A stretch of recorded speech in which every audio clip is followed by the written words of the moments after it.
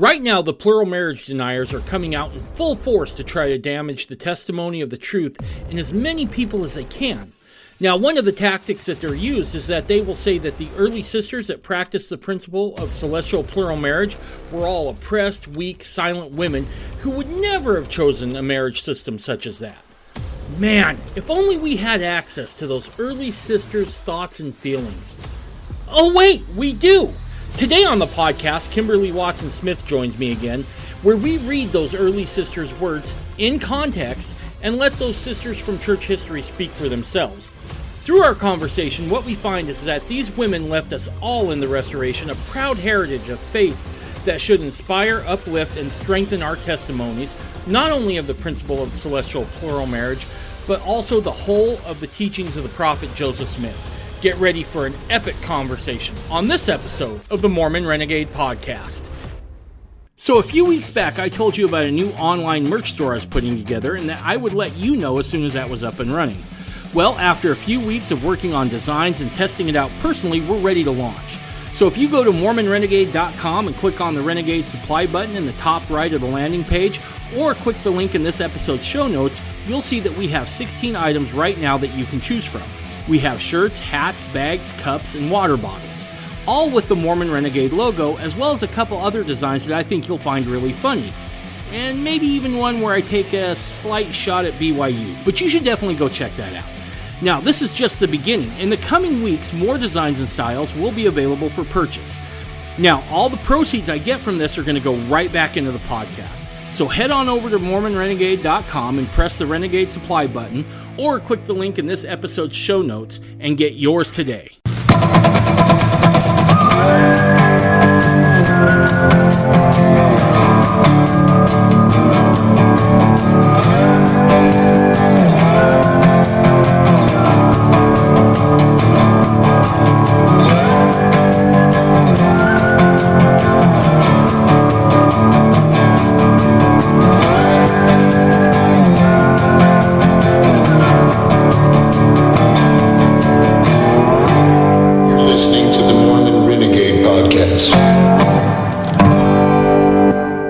Kimberly, what's going on?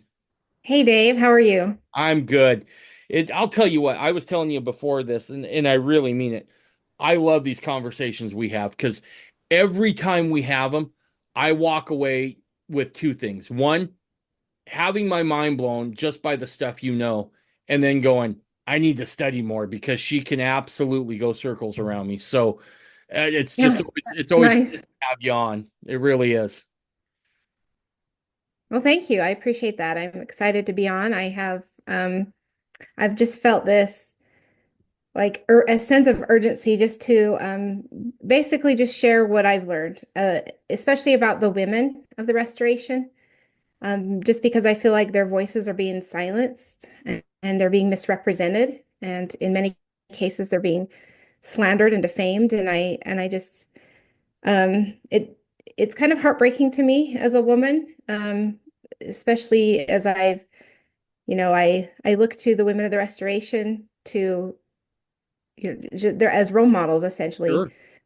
So I look to them to know what it means to be a woman of the covenant, what it means to be a woman of faith, and learning about their lives and who they are, just as individuals, has just really strengthened my faith, and just to see that there's this conversation going on out there about the historical practice of plural marriage, and then everybody wants to talk about women, but they're not actually listening to what they ever said, if that makes sense. You know, I was thinking about this today, this very thing.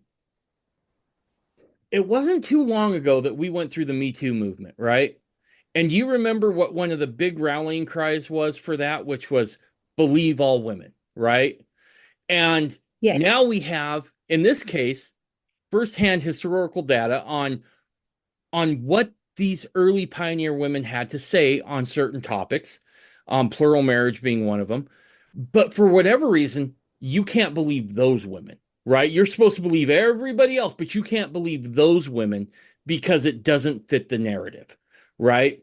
And I find that very fascinating that when I talk about the left, I'm not talking just about the political left. There is a religious left as well, right? And it's especially found its way into Mormonism of all branches. It's not unique to the LDS Church.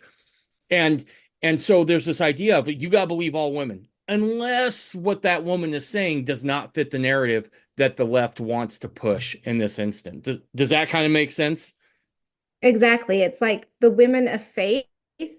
We don't want to believe those women, but any Right. woman who stands against purity, holiness, religion, we don't want to believe those women. We want to shun them. And in essence, that they don't just silence them, but it's just a fascinating phenomenon how how they say that women in religion, they're what's the word?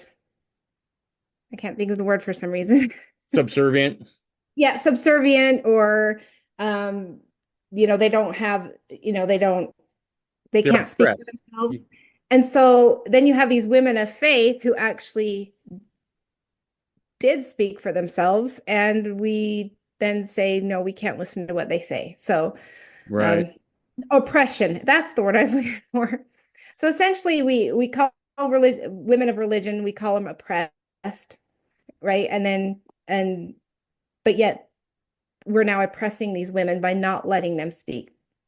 Right. No, it's an interesting paradox for sure, and quite frankly, a little hypocritical. So this will be great to get into because it's always good when you can get into primary voices, right?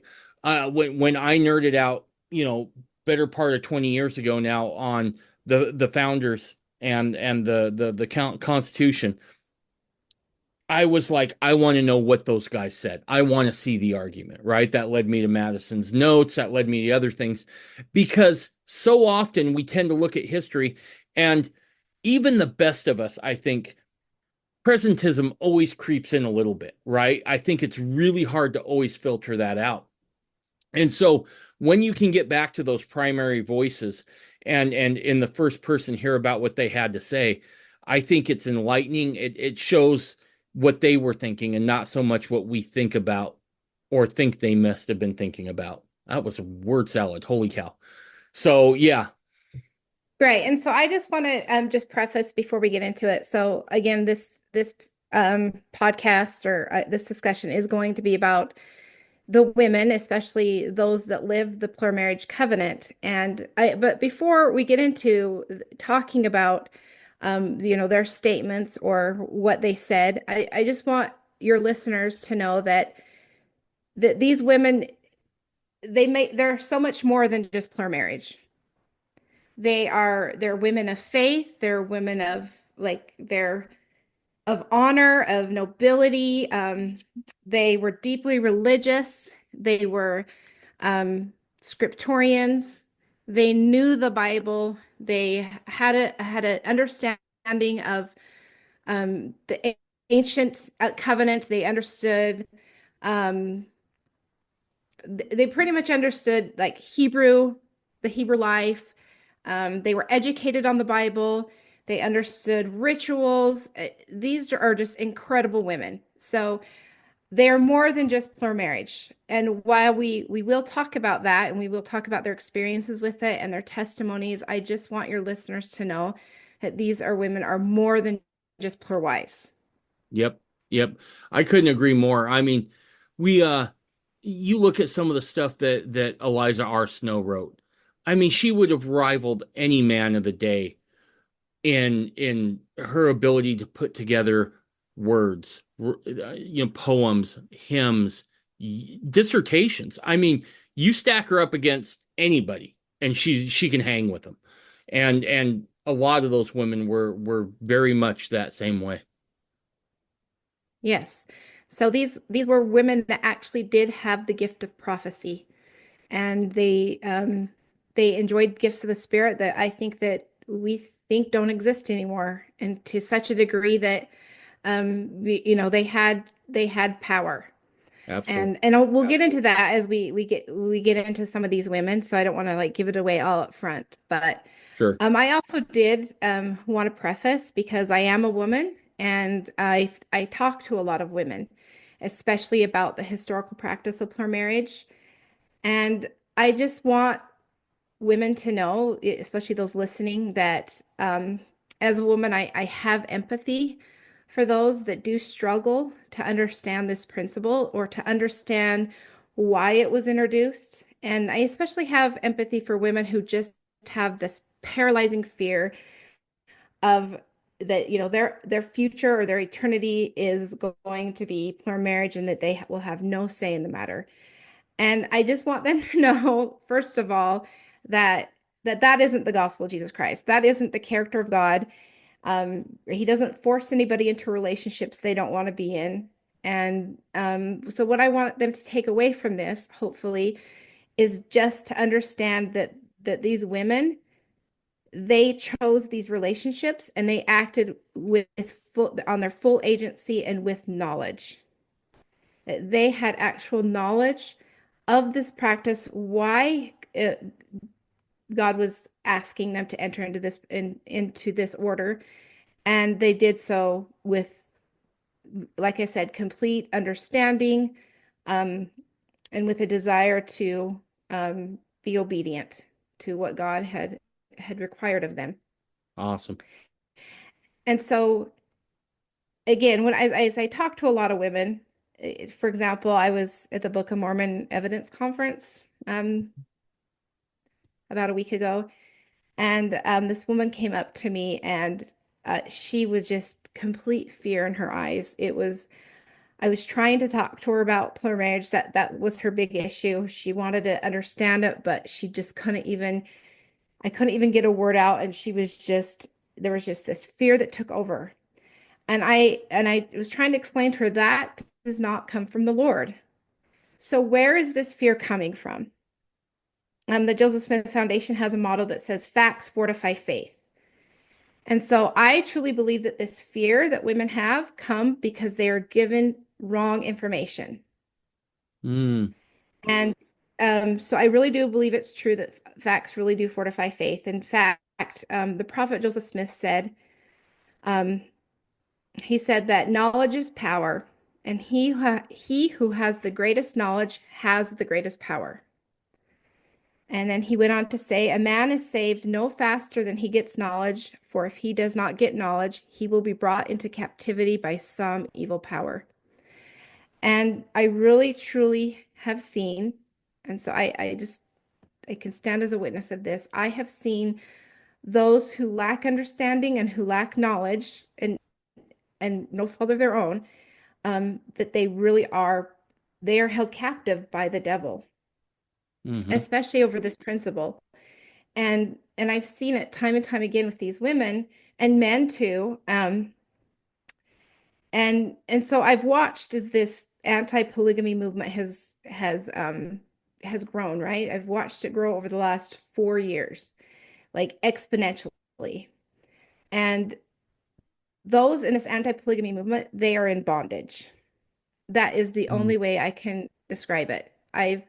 They truly think that by believing Joseph Smith wasn't a polygamist, that they have been set free. I've seen so many of them say, the truth has set me free. I no longer believe Joseph Smith was a polygamist, but they're not really free. They are now in bondage to this new ideology, right? This new version of history. And it's become kind of like their identity in a way, if I could say that. right. And and so with this new identity, they are now deconstructing their faith. They are rejecting their temple covenants and they're rejecting almost every other teaching and principle that was taught by the prophet Joseph Smith. Well, yeah, and this idea of being free, right? Like I once heard someone say the truth will set you free, but it's going to make you miserable first, right? And certainly I can attest to that. As a guy who came into Mormonism cold, right? I didn't have anybody in my inner circle that was Mormon. My family certainly wasn't Mormon. But there was a moment at which I had to take a look in the mirror and go, I might be kind of a dirtbag, right? And then make those changes. And that's painful. And that made me miserable first, right? Now, the truth will set you free, but you have to contend with it, right? And that's one of the things I've said is that you have to wrestle with this a little bit. Um, but you're not really free if you simply give up an ideology that you struggled with that has its basis in historical fact and evidence and truth, and then you go to another narrative that is liberating or seems liberating or may even feel liberating for a while. But at the end of the day, you're still trading in that bondage, right? You're trading in the bondage of fear in this case, right? And because I sympathize with this too, and I'm a guy who lives the principle. Um, but I've seen it cripple people and especially our sisters with absolute fear. So they trade in that fear, that bondage of fear for a bondage of a false narrative. And a lie is still bondage. And so you have to be able to be free, but you have to be free through the truth, or else it's a facade of not being in bondage. Yeah, that's correct. And so, like I said, I've just watched this. It's just taking over and it consumes people to the point where, like I said, this anti-polygamy narrative becomes their identity, and they literally cannot function unless they're constantly like, Mhm. I sometimes use the phrase that they constantly have to beat you over the head with it. Right. Right? It's brought up in you just any like LES Facebook group. There, someone always, no matter what the conversation is, that you see that you have this anti-polygamist man or woman, they'll come in and they have to turn the conversation around to be about Joseph didn't practice polygamy and it right. They just turn it's just the craziest thing. It's so interesting to watch, and it's actually kind of frustrating because you're like, can we please talk about something other than plural marriage? And so it is. It just becomes this identity, and it's who they are. They talk about nothing else about then Joseph Smith wasn't a polygamist, and I just have to prove it to the world. And again, I feel like they are in bondage to Satan. They've pretty much now got their marching orders from the adversary because they have allowed the evil one to take over, right? Hmm. And like Joseph Smith said, if you reject any principle that's revealed from heaven, the devil takes power. Yep. Because they're not just rejecting this idea of plural marriage. What comes with it? Again, it's they're rejecting temple ordinances, Yep. temple covenants. They're rejecting other revelations through the prophet Joseph Smith. They're deconstructing every part of Mormonism that they don't like. So I see that there's a real danger in this, a spiritual danger, and so I just hope once again that if they just by just you know getting to know the women a little bit, those that entered into this practice, that I'm hoping it can alleviate some of those fears that women have, Yeah. and they can actually be um, proud of the heritage that they come from, right? Absolutely. Absolutely. You did bring up an interesting point because I'd noticed the same thing. It's like I've always said, if you have to come and tear down somebody else's creed or where they worship or any of those other things, that tells me one thing, that you're not real secure in your own beliefs, but rather you have to tear down the others for it to work right. And there's also something I've noticed that's really fascinating, which is I think on a subconscious level, those behind this movement understand it cannot work unless it has a massive amount of buy-in from a lot of people, right? Because I think subconsciously there's this thought of if we say it long enough and we say it loud enough, the facts won't matter because people will just accept it. And so that's been the other insidious part of this that I've noticed is that it's not enough for somebody just to believe this or a group of people to believe this. They understand there has to be massive buy-in. And likewise, it's imperative that for them that they get as many people wrapped up into this as they can. Yeah, that's correct. And it's interesting because I've watched Jacob Hansen with Thoughtful Faith, if you're familiar with him at all. I am. Yep. And he's trying to take on this anti-polygamy movement, and I've watched him go into certain groups of you know, the leaders in this movement, and he just asks historical questions. What about this? And I just love reading the comments. Well, I don't love it. It's kind of entertaining, and it's kind of sad at the same time. You just watch them, and all they can do is heckle. They Mm-hmm. just whenever he brings up a really good historical point. What about this source? Or why did this person say this? It's then they just begin with the heckling, and they don't ever answer the question. They don't offer like a rational explanation. If Right. they offer any explanation at all, it's usually, oh, they were just towing the line, or oh, this was part of the rewriting of history, or these were, Brigham, part of Brigham Young's cabal, or, and Mm-hmm. you're just like, this is not even logical. It's not rational. There's no reason behind it. This isn't faith promoting. Where is Christ in all of this? It's said insidious. Yeah. Yep, it is. So, all right. Yeah. Okay, Awesome. so let's get into it. So I just had to get that, No, you're good. Now, get that off of our chest. do you need to share any slides or anything like that? I didn't. I was under the impression that this was just like a voice recording, so I didn't Okay, prepare no, slides. that's just fine. You're just fine. I mean, I would have loved to have slides. I think that they're No, you're good. You're good. Whatever works. Well, I'm flexible. So, so before I begin, because so again, we're going to be talking about the women, right? And so Mhm. like, and it's not just women saying, yes, I was married to the prophet Joseph Smith. We're going to be talking about what these women knew about the historical practice of plural marriage.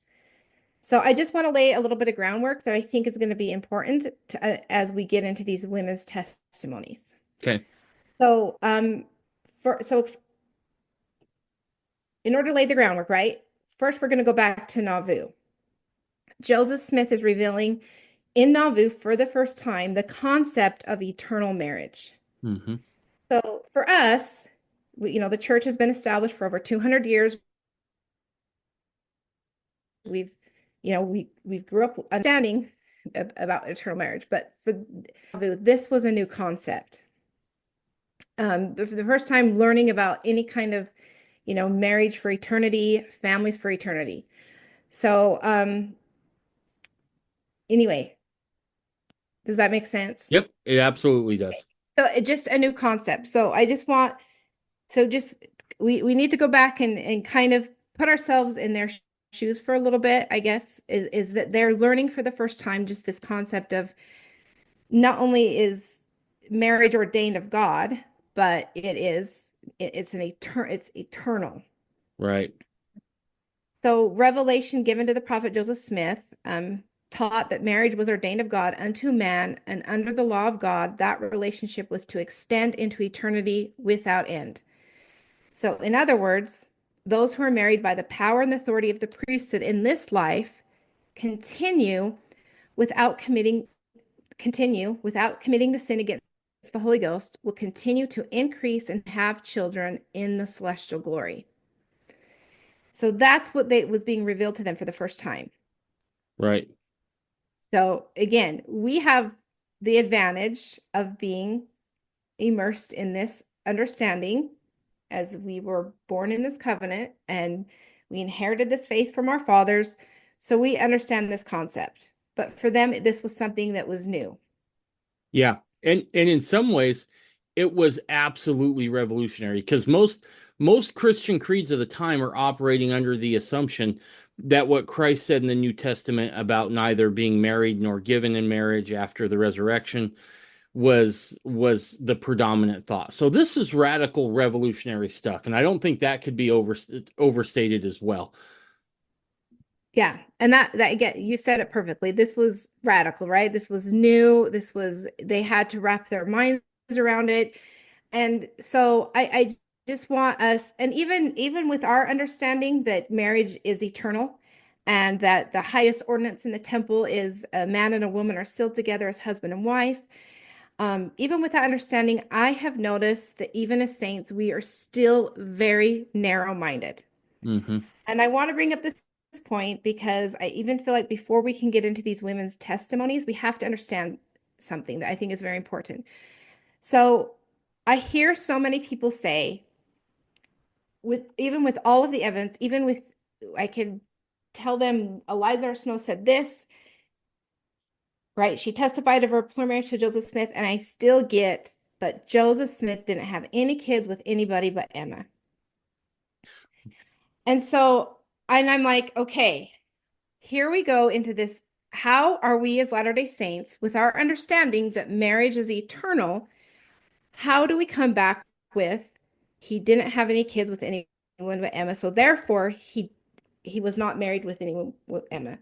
Because what is eternal marriage? What was Joseph saying? He said that those that are married by the power and authority of the priesthood in this life, they will continue in the next life to increase and have children in celestial glory. Right. So Joseph Smith being sealed to Emma and to all of his other plural wives, those relationships will continue into eternity. Right. And what will they produce in eternity? Children. Exactly. Right. And Yep. so for me, I'm sitting there going, okay, wait a minute. Joseph Smith is in Nauvoo in 1841, takes his first poor wife in Nauvoo in 1841.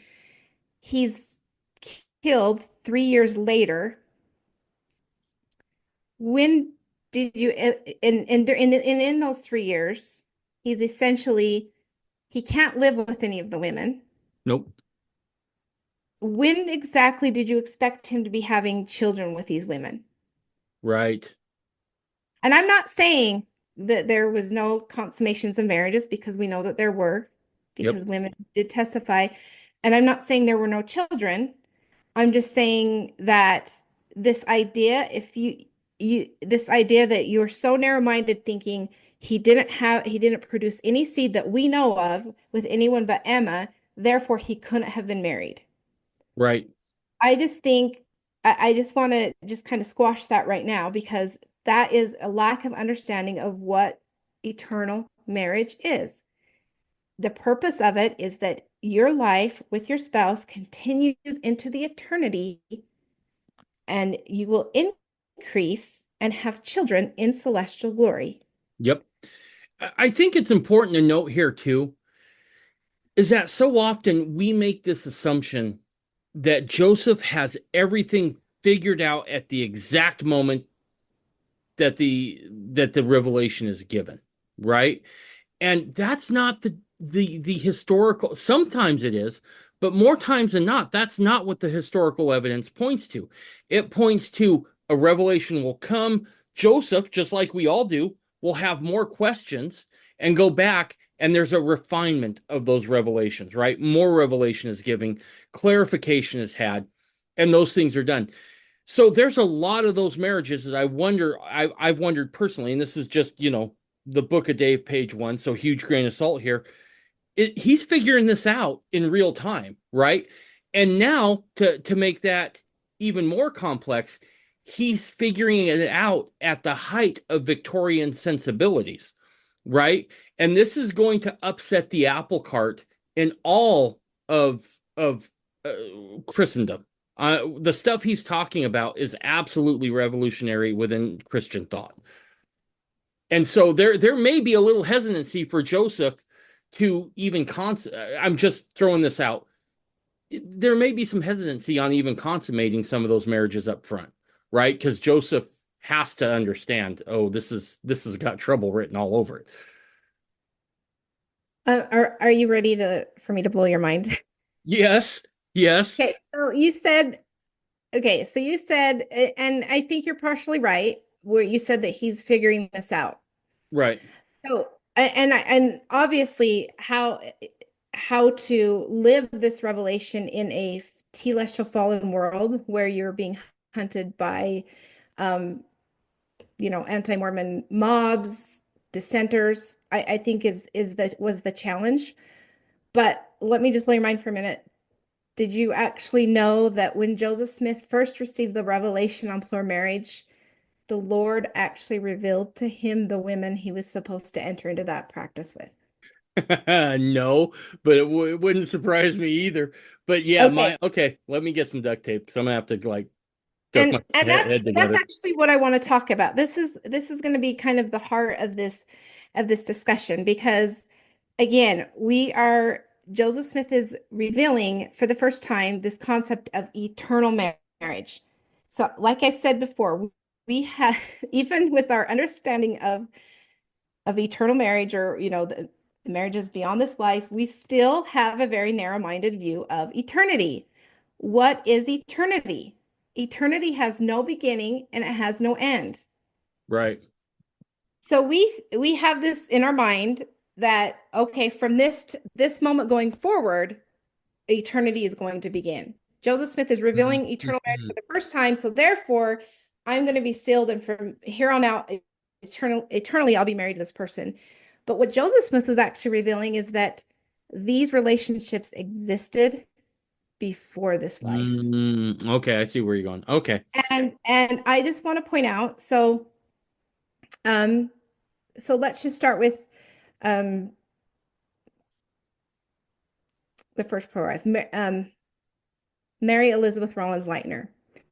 And this is why I think listening to the women is important because if we had listened to what Mary Elizabeth Rollins Lightner said, we would have known that Joseph Smith knew who his wives were before coming to this life because she was actually the first woman Joseph was commanded by God to take as a plural wife. He actually was commanded in 1834 to God had commanded him in 1834, she is one of the women you are to enter into this practice with.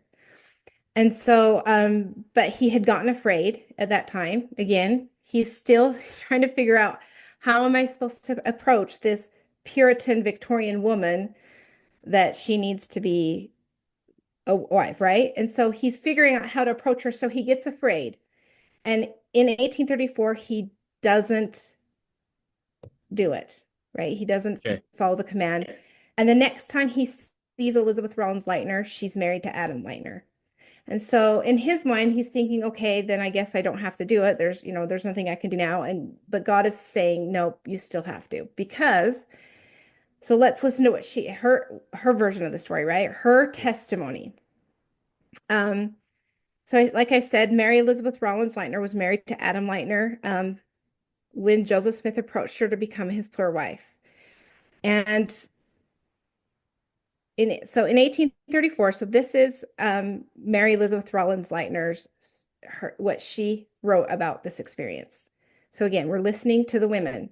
Okay. She said, in 1834, Joseph Smith was commanded to take me for a wife. I was 1,000 miles from him, and he got afraid.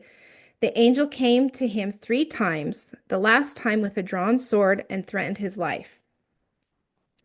Joseph made known to me that God had commanded him in July of 1834 to take me for a wife, but he had not dared to make it known to me, for when he received the revelation, I was in Missouri, and when he did see me, I was married.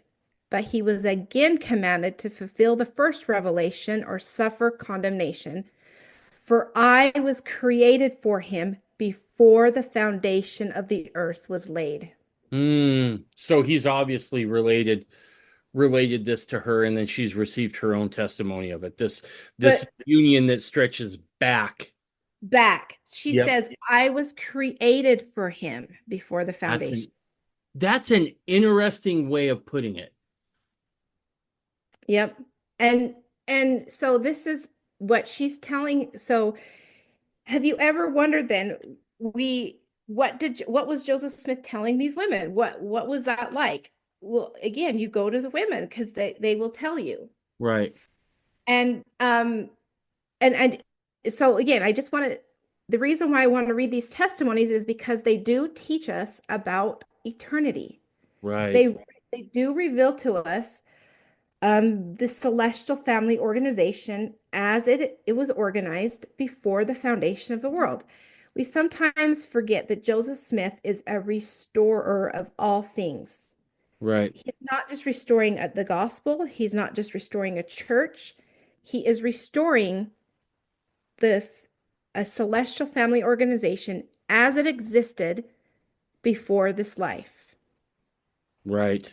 Because that's what eternal marriage is, right? It's a celestial order.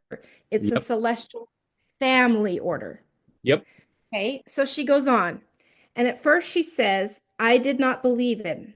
If God told him so, why did he not come and tell me? The angel told him that I should have a witness, and an angel came to me. It went through me like lightning. I was afraid. Joseph said he came with more revelation and knowledge than Joseph ever dare reveal.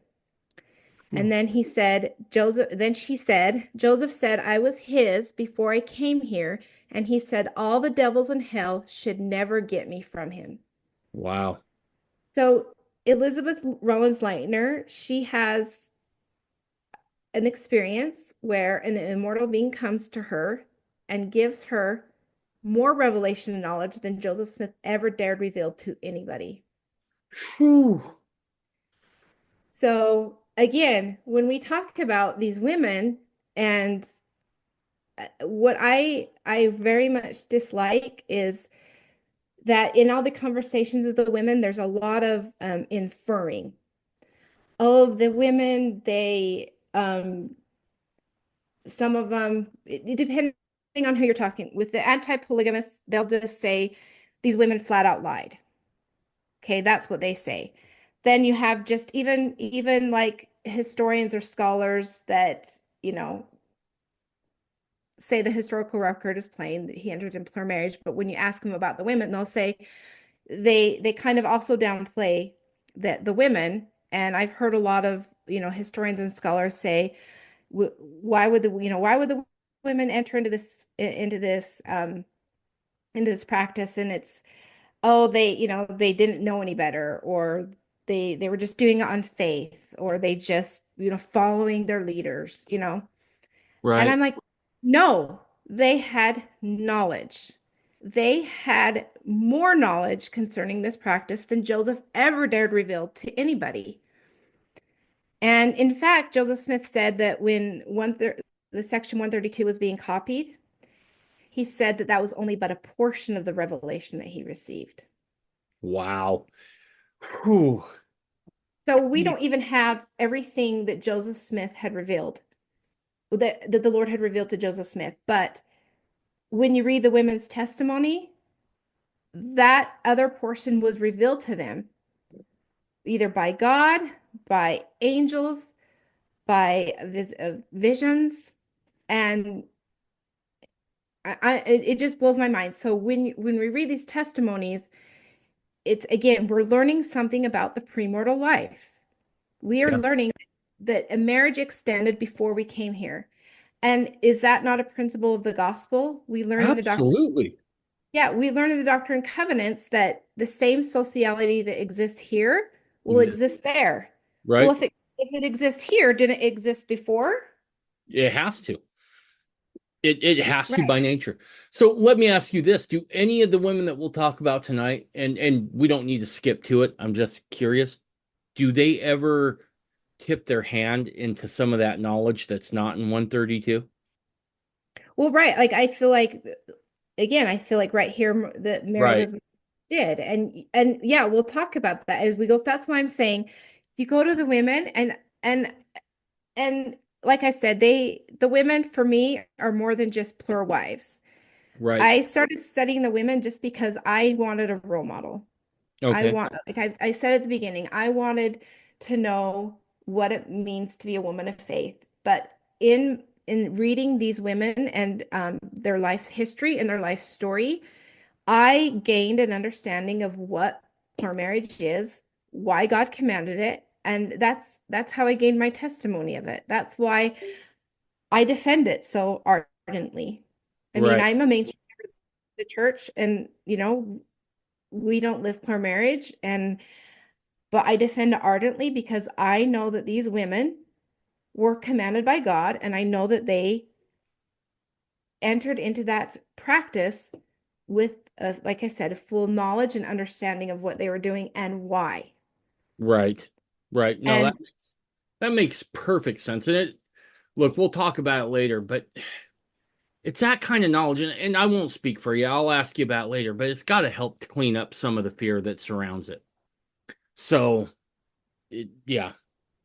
Right. And so she goes on and she says, so she said, I was not going to be still to Joseph Smith until I had a witness for myself.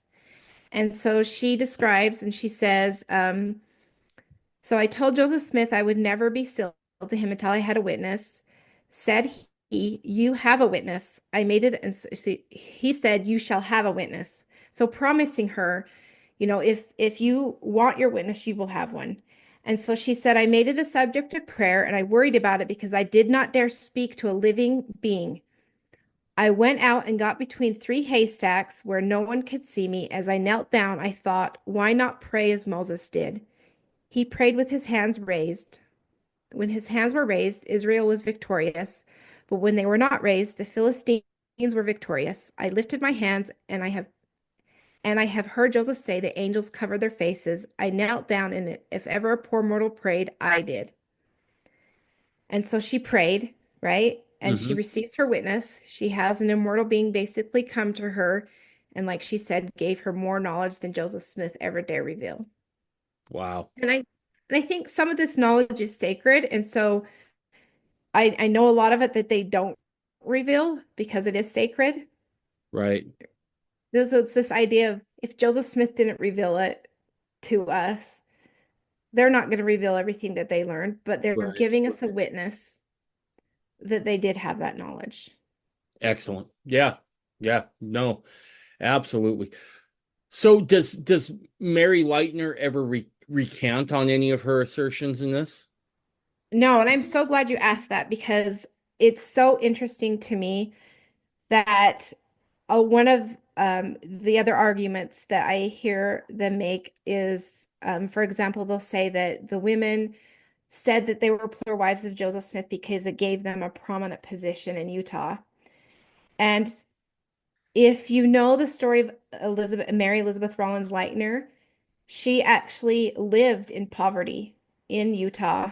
I think she lived in southern Utah. I can't remember if it was Cedar City or St. George. So while we have like the prominent women like Helen Mar Kimball and Eliza R. Snow and Elizabeth Whitney and that had prominence and had positions of honor in the church, you have Mary Elizabeth Rollins Lightner, who basically lived apart from these women. She's living in poverty. And when Joseph Smith III comes to Utah and sends missionaries, she basically writes to the Women's Exponent. We'll talk about that later. And she says, well, here, no one's asked me. I never got a chance to speak to Joseph Smith III, but here's my testimony, use it as you will. And Mm. so she recounts this testimony and she writes this in and she's like, here's my testimony, use it as you will. So there you go. Why? So if the reason they assign to the women of saying they're married to Joseph Smith is that they have a place of prominence, why is Mary Elizabeth Rollins Lightner living in poverty, not enjoying this prominence that other women enjoyed? Why is she still right testifying of her relationship with Joseph Smith? Especially in the Utah period, right? Because look, it's not scoring you any points with the federal government or the population at large outside of Utah to be a plural wife, right? So you've got to be really committed to this in order to do it, right? And I Mhm. don't see anyone wanting to ride that out through poverty, through everything that comes, unless you've got a burning testimony of this. Right. Yep. And so, I- like, I really like that example just because she's also a controversial wife, just because she was married to Adam Lightner. And what's interesting is that, again, if you talk to Mary Elizabeth, what about Adam, right? And she said, and so she talks about Adam and she says, my husband did not belong to the church. I begged him and pleaded with him to join, but he would not. He said he did not believe in it. Though he thought a great deal of Joseph, he sacrificed his property rather than testify against Joseph Hiram and George A. Smith. After he said this, I went forward and was sealed to Joseph for eternity. Hmm. So Adam Leitner is basically giving his consent. He's not a member of the church, and but he wouldn't testify against Joseph Smith. He never said, "Oh, he came in and took my wife." Nothing. Like I said, he gives his consent. He actually sacrificed for Joseph Smith, and so she went forward and was sealed to Joseph Smith for eternity. And I want to say this. This is interesting because a couple things I picked up on there. One, she mentions I was sealed to Joseph Smith for eternity, right? She doesn't say, typically when we talk about eternal marriage, especially in a sacred context, we tend to throw in two words today, time and eternity, right? All time and eternity. She leaves out that time part, which I find very interesting, right? Because I can only assume that that's referring to this temporal existence. The next thing I'll say is that it would strike me as odd that any man, much less a man who, even though he might think Joseph Smith's a great guy, obviously doesn't believe his doctrine, though, is kind of okay with this arrangement, right? That tells me that there's people who are looking for the illicit there, right? Back to the question of why don't we see more kids from Joseph plural wives running around? Well, this would probably fall as to potentially one answer for in at least one case concerning the Lightners. So I find all those things very interesting. Yeah, so she does stay married to Adam, obviously, and continues to have kids with him. And so And he moves to Utah? I that's a good question. I believe so. I think he died Wow. early on. It is interesting to note that she was worried about Adam, and there's a letter. So again, there are so many testimonies of women. We I just want to throw this in really quickly as I introduce this, what I was going to say about Adam, is that I hear a lot of the leading voices of the anti-polygamy movement, namely another woman who's very vocal, has her own podcast. I don't know if you've heard of her. Oh, Um, excuse me. Tell Brady Stone. I'm so right. sorry. I got So when you listen to her podcast, she always says the only testimonies we have of the women are the affidavits, and they are signed by they're not even signed by the women. Their signatures are forged. And that is the biggest fallacy ever, because there are journals, there are diaries, there are hundreds of letters, dozens, because I've transcribed them. There are biographies, women wrote their biographies. We're going to get into the women's exponent, the women publishing their testimonies and their witnesses in the women's exponent. But there is a letter that Mary Elizabeth Rollins Lightner writes, and I want to believe it's to Eliza R. Snow. And she talks about how that before Joseph died, he actually sealed Adam to him as a son in the law of adoption. interesting. So, like we think of, well, poor Adam, but he's actually sealed in this celestial family organization now with Joseph Smith as, his priesthood head. And, you know, That is hopefully, fascinating, yeah, especially when we consider that he's not a member, right? Um, right. that is fascinating. Because I think with the idea that one day he may accept the gospel and that Right. he would be sealed. He would be sealed to a family. That he's not Joseph didn't just come in and take Adam's wife and leave him, high and dry. He's now sealed in this priesthood organization.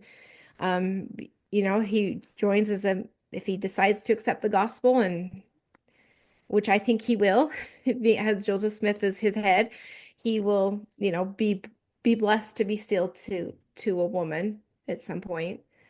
So it's not like he's left without a family. And I think that's important to understand too. It's not just Joseph Smith coming in and taking wives from other men. Again, he's restoring a family as it existed prior. And Yeah. like he told Mary Elizabeth, no, nothing can take you from me. We're sealed. We were sealed before we came here. We're husband and wife, right? Right. We can take another man's wife. Right. So technically, she never belonged to Adam. Here's the other fascinating thing. I think another doctrinal insight here a little bit. And it's not cut and dry, but so often we say, well, this maybe this guy lived around Mormons his whole life. He should have known the doctrine. Is he worthy to have his temple work done? Well, here's a guy who is familiar with Joseph Smith, familiar with the doctrine, knows it in this life, passes on, and the idea is that he could still have his work done. And I find that interesting too, and should be a little nugget for us to carry forward as we go into temples and do vicarious work for the dead, that we don't know all the circumstances, right? There was obviously a circumstance there that prevented Adam Leitner from being able to accept the gospel in that time. But I think it maybe should show us that we maybe need a little more liberality in making sure that we take the right names to the temple. Exactly. And I think Joseph Smith knew his heart, and Right, we don't know what circumstances prevented him from gaining a testimony in this life, but for sure I think on the other side he's right. Absolutely. All right, good stuff. hey, so I don't know how much time you want to spend on I can look, we've done this before. I can go as long as we need to. You okay. get to tell me when it's time to shut it down. So I'm just going to go through again. So I've chosen, now this isn't a comprehensive, right, Okay. list of women because like I said, there are dozens, and we've been left with the impression from leading voices like Michelle Brady Stone that the women only signed affidavits and they were fraudulent and that's all we have. When in reality, there are so many things written and said by the women. And so this isn't comprehensive by any means. I've tried to choose testimonies where it teaches us a principle or teaches us something about eternity that we can learn from, because I think that's the value of listening to the women and actually trying to go to the women to understand plural marriage. Right. Um, because again, if we wanted to know what Joseph Smith taught outside of Section 132 about plural marriage, don't you want to go to the people he taught it to? Absolutely. Exactly. And Absolutely. so who are the women he's talking to, or who are the ones he's talking to? It's His wives, his right? wives, right? The women. And I mean, we get a lot from Brigham Young and Heber C. Kimball, but I really think the women have it's just so profound what they shared with us. Absolutely. So I chose Lucy Walker Smith for a specific reason. She was a plural wife of Joseph Smith, and I think that just her experience of praying with real intent illustrates an important principle for all of us. So again, she's being taught the principle of plural marriage, and at first she's like, "This is not for me," right? Like she Mm. has, I think and that's what I love about the women is you hear like they make they make you feel seen and heard that, wait, these women had the same reaction as I would, right? Or Right. that I'm like, no way would I ever consider this. So she said, so as she's relating her experience, she said that, of course, she's being taught the principle, encouraged, you have to pray about it, go get your own witness, just like in any principle of the gospel. And she says, I felt I prayed sincerely, but was so unwilling to consider the matter favorable that I fear I did not ask in faith or light. Gross darkness instead of light took possession of my mind. I was tempted and tortured beyond endurance until life was not desirable. Mm. So what do we learn from that experience? Well, She's oh, sorry. I thought that was rhetorical. Go ahead. no, that was a question. Go ahead. to me, one of the things that really stick out to me are two. One, if you're going to ask a question to the Lord, you had better be sincere, right? You had better not come with any preconceived notions. And certainly I'm guilty of that from time to time. I think we all are, right? We all have desires and wants that we want to have fulfilled, but sometimes those that's not what's best for us. So when you go to prayer, when you go to ask for knowledge and that sort of thing, you had better be able to really make a good case and then be able to accept the answer that comes. The next thing that really jumps out at me is this idea of wrestling with things, right? Um, it wasn't a one-off thing. I asked, no, didn't like it, so I'm done. Continue to wrestle with it, right? I was just reading here the other day that the word wrestle and embrace are fairly similar in the Hebrew. And so as I've looked at the story of Jacob wrestling with the angel, I was like, okay, so is that wrestle or is that embrace? Well, sometimes I think it's a matter of timing on that, right? Maybe it's you start out as wrestling with things that you later come to embrace as you gain more light and knowledge and more understanding on the subject. Those were the two things that jumped out at me. Yeah, that's exactly. And that's why I wanted to share that because I think that's just this important principle of even in the Book of Mormon, when Moroni is asking us to pray, he says you have to pray with a sincere heart and real intent. And then so then Lucy Walker, so she shares that, and then she goes on to say, "Oh, how I prayed earnestly for a manifestation of the will of God concerning me. It was near dawn after another sleepless night when my room was lighted up by a heavenly influence. Hmm. To me, it was, in comparison, like the brilliant sun bursting through the darkest cloud. My soul was filled with the calm, sweet peace that I never knew. Supreme happiness took possession of me, and I received a powerful and irresistible testimony of the truth of plural marriage, which has been like an anchor to my soul." True. Yeah. And then gets the answer that is the truth. Not what maybe not what she wanted at first, but the truth. Right. And she even says that it was, what did she say? So first she's in darkness, and she said she was tempted and tortured, and it was made life undesirable. And now she's saying supreme happiness took possession of me. Mm-hmm. And then she goes on to say, as I was praying this last time, an angel of the Lord appeared to me and told me the principle was of God and for me to accept it. Wow. Wow. Right? So again, we don't know. And so God, I am a firm believer that God never gives a revelation without reasons for understanding it. So I don't think the angel just said it's true, accept it. We know that at that moment she received knowledge from this angel. Right. Who and what who if it's okay to ask who is she exactly, right? Um it's one thing to read about this one instance in her life, which is super important. I don't want to downplay that, but as you were alluding to before, she's more than just a plural wife, right? She's got a story to tell.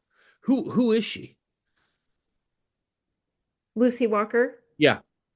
Well, I mean, she when was she married to afterwards? Was she married? I'm trying to remember if she's one of the women that does testify that she consummated the marriage with Joseph Smith. Okay. And so we know that about her for sure. Um, I think she goes on to be married to Brigham Young. And why do you think that's important? I think this is my opinion on why she marries Brigham Young. I think one, as has been stated, she gains a burning testimony of this. But I've often wondered at times if Brigham did not feel, because we know how Brigham felt about Joseph, right? Um, Uh-huh. that's that's that's his ride or die. He would go to the ends of the earth for Joseph Smith. And I think probably it was a way that Brigham could ensure her safety, I would imagine, on some level. Those are my Mhm. answers. She's got a testimony of it, and then Brigham wants to ensure her safety. Yes. And also we know that there's quotes from Hiram Smith that said that um the principle of the levirate marriage would be restored. Okay. And that would fall into that. Yep.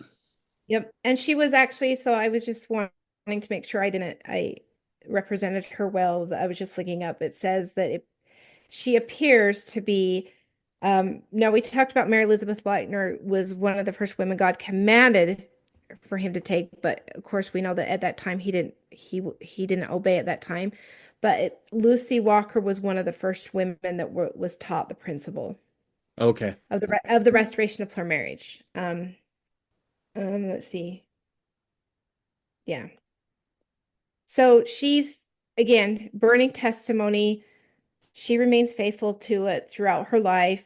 Again, so again, why would you marry Brigham Young? Why not? Now she's a widow. Once Joseph Smith passes away, she's a widow. She could go out and have, you think if this was about romance, she could then go out and marry somebody Right. else for time. But she chooses to marry Brigham Young, and I think that it speaks to again this idea that she understands the purpose um, on a level that we don't even understand. Like I can't say what she knew because she doesn't tell us. All she says is that an angel appeared to me and told me that it was true. Can I So ask you a question that may take us on a tangent for just a minute? yeah, Because you brought up something interesting, and I want to say this from the outset. I am a guy who believes that no man should arrange a marriage for other people. I think that that's only a recipe for disaster. But something that was said that you said in there, I think is super important. It's something I've been looking at a lot lately, especially since I have kids now of marrying age, and that is we look at ceilings and eternal marriage now from a very romantic point of view, right? And I'm not saying that that's bad, but also I think there needs to be a longer view of this, right? You got to play the long game in it.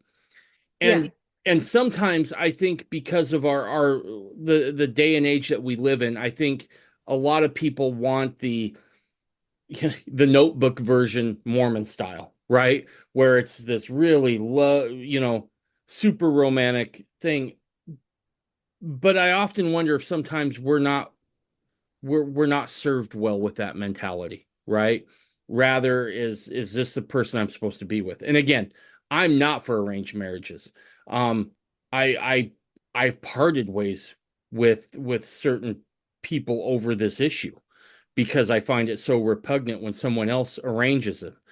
But people, I think, as they pick a spouse, and something I've counseled my kids on, is make sure that you're playing the long game here. Look, looks fade. I've told my boys someday this is what you're going to look like. I hate to break it to you. This is who you are. So you better have something else in place other than just raw desire and romance in that place. Is that making sense? yeah, for sure. And I would just say too that I think that we also have I guess a corrupted definition of what love is. Yeah. Like I don't think we understand what true love is. Like true love is sacrificial love. It's about laying Mhm. down your life for another person. It's about putting somebody else first, right? It's about um it's the kind of love that Jesus Christ has Right. for his Absolutely. church, right? So Yeah. Yeah. No, absolutely. Okay, that was it. That was my side tangent. That's one of the smaller yeah, tangents I go on. and this idea too that like you don't, like then people think, well, were these women then just stuck in these loveless marriages? And again, I think it's because it's about this sacrificial love. What they knew what this was designed to accomplish, and again, So why were they doing it? So they could have like the romantic where we walk on the beach and we have, Sunday picnics, or you can have this eternal marriage where you obtain celestial glory. And I just think that we do not understand what marriage is like in heaven. So, Right. um, but obviously these women did, otherwise they wouldn't have done it because they Absolutely. did have a choice. And that's, I guess, what I'm hoping that we understand about these women. And Yep. so, um, and some of these these women, I shared just their testimonies. Okay. Some of them are not as elaborate as others, but for example, Desdemona Fulmer. I chose her because I feel like she was a plural wife of Joseph Smith, but I feel like if you understood her life before she became a member of the church, I think it's very important because she actually had similar religious experiences like Joseph Smith. For example, she was one that was actually searching for the truth like Joseph Smith. Mm, And so she said she began to read the Bible, and then she received what she termed was a promise from the Lord that she would be saved in the kingdom of God. And so she then continued seeking. So she's like, I'm not going to join any church. I need to join a church or religion where this promise can be fulfilled. And so she said she continued seeking, and she said, quote, I was looking forward to a time when the knowledge of God would cover the earth. she used a couple of very key Mormon terms in there long Hmm. before she was a Mormon, right? This Right. idea of the kingdom, right? I mean, in Mormon, especially early Mormonism, that's a huge point, right? There is a difference between the church and the kingdom, so to speak, right? And so she's Yes. in that term, and she's talking about being saved in the kingdom. Um, the other thing is this idea of the truth covering the earth, very very reminiscent of things Joseph had said and prophesied about Mormonism. Fascinating stuff, Right. And so we have to remember again, these were women that were educated on the Bible. And so they understood this covenant, this ancient covenant. They knew these prophecies of the last days. They were not ignorant.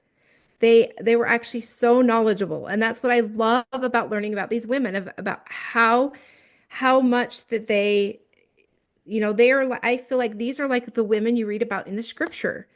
right? And so her testimony is quite simple. So that was her before.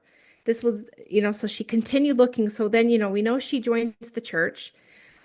She becomes a plural wife of Joseph Smith, and she just said simply, um, she testified that she had a night vision and an angel appeared to her and told her that the principle is true.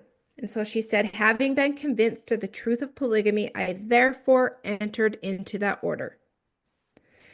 And that was all she gave us. But again, she had a night vision. We don't know what she saw in that night vision, but when God gives you a vision, it's Yeah, usually He reveals things to you that you don't know before, right? right. Right, right. And it's kind of pointless to argue at that point. Right. And so That's over. yeah, and then an angel appeared to her. So they're having these heavenly experiences, is what I guess I want to point out. They're having and they're worthy of them, right? I don't think that an angel just appears to anybody to tell. An angel didn't come to me to tell me the Book of Mormon was true. Right. I got my testimony through the Holy Ghost, which is perfectly fine.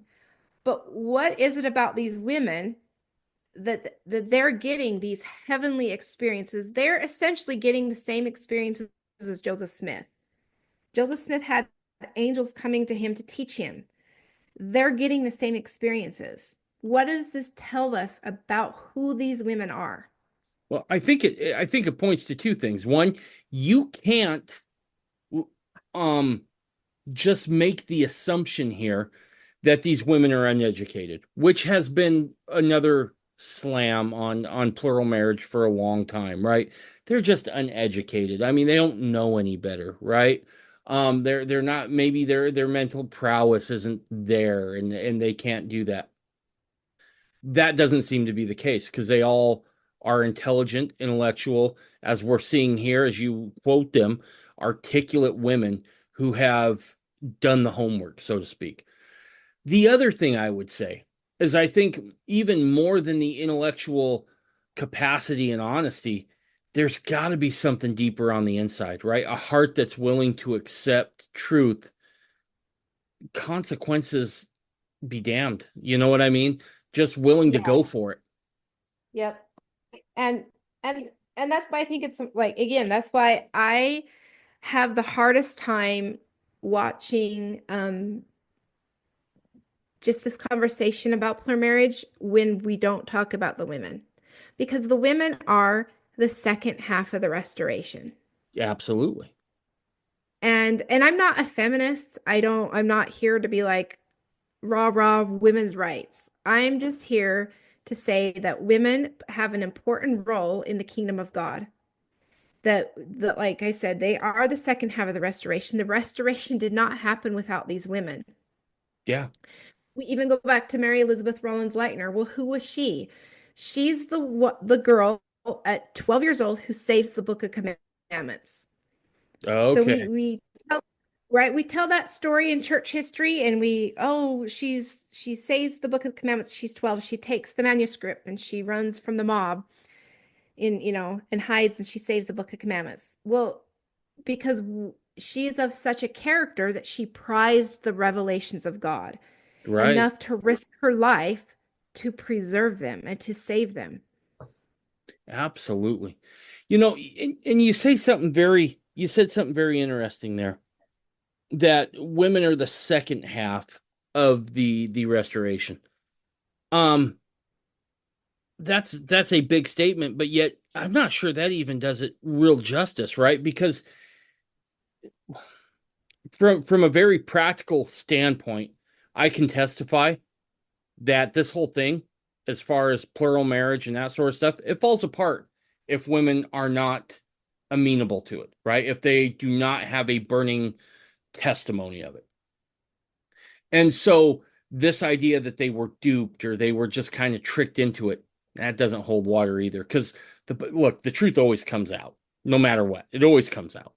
And if this was just a Joseph thing, if this was just, hey, he's got a cult of personality, right? He's really smooth. That's going to wear off when he's dead, right? And they have other viable options, but yet still choose this. So the idea that they're just duped, that doesn't hold water. Right. Not when you start to read their testimonies. And that's why I can see why Michelle Brady Stone, she runs from the women's testimonies. She doesn't want to talk about them. She pretends they don't exist. She pretends they're not there. And when you do point out any like well, I was having a conversation with her one day just online. Obviously, we don't talk in person You don't hang like out. college. You don't like do. Right. You don't have lunch dates. I'm shocked. I don't know what to say, Right. Kimberly. I don't know why. We'd get along great. No, just kidding. But I was pointing out, I'm like, well, what about Elizabeth Whitney? She's the mother of Sarah Ann Whitney, who was a playwright with Joseph Smith, and she wrote her an autobiography, and she related the experience of Joseph Smith teaching their family plural marriage and then her giving her daughter in marriage to the prophet Joseph Smith.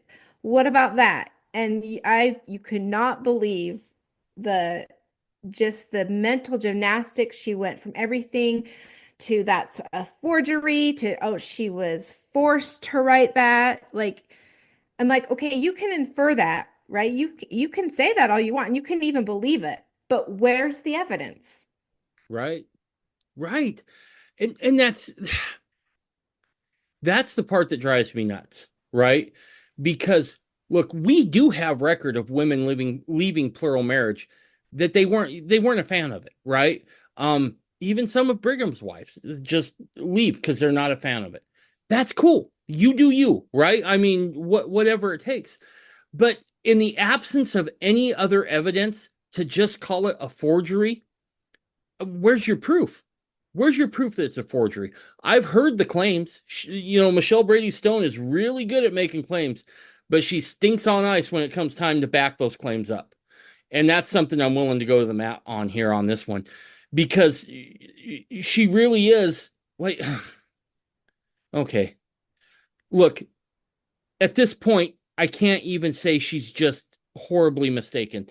We're crossing into the lines now that quite frankly are just lies. And that is the most disturbing part to me, is just the willingness to just continue to lie about it, knowing you got to know at this point that it's the stuff she's saying is false. When the only thing she can do is claim that it's a forgery and not produce any evidence that it is a forgery, it should fall on deaf ears at that point. Yeah, it's just frustrating because obviously that's what people want to hear. Okay, I can dismiss this woman because Michelle said it's a forgery. But what I really liked, what have you ever read the book, or are you aware of the book, The Women of Mormondom? Yes, I have read excerpts. I haven't went all the way through, but I'll be honest with you, when I want to get inside, I shouldn't say get inside the mind of, but understand what Joseph was really talking about, I tend to go to that one because there is a lot in there. And just like all men do, we confide in our wives, right? They are absolutely the ones we go to when things get the toughest. And there are a lot of nuggets from Joseph Smith in that book. It is phenomenal. I keep it by the side of my bed. I refer to it often. I love that book.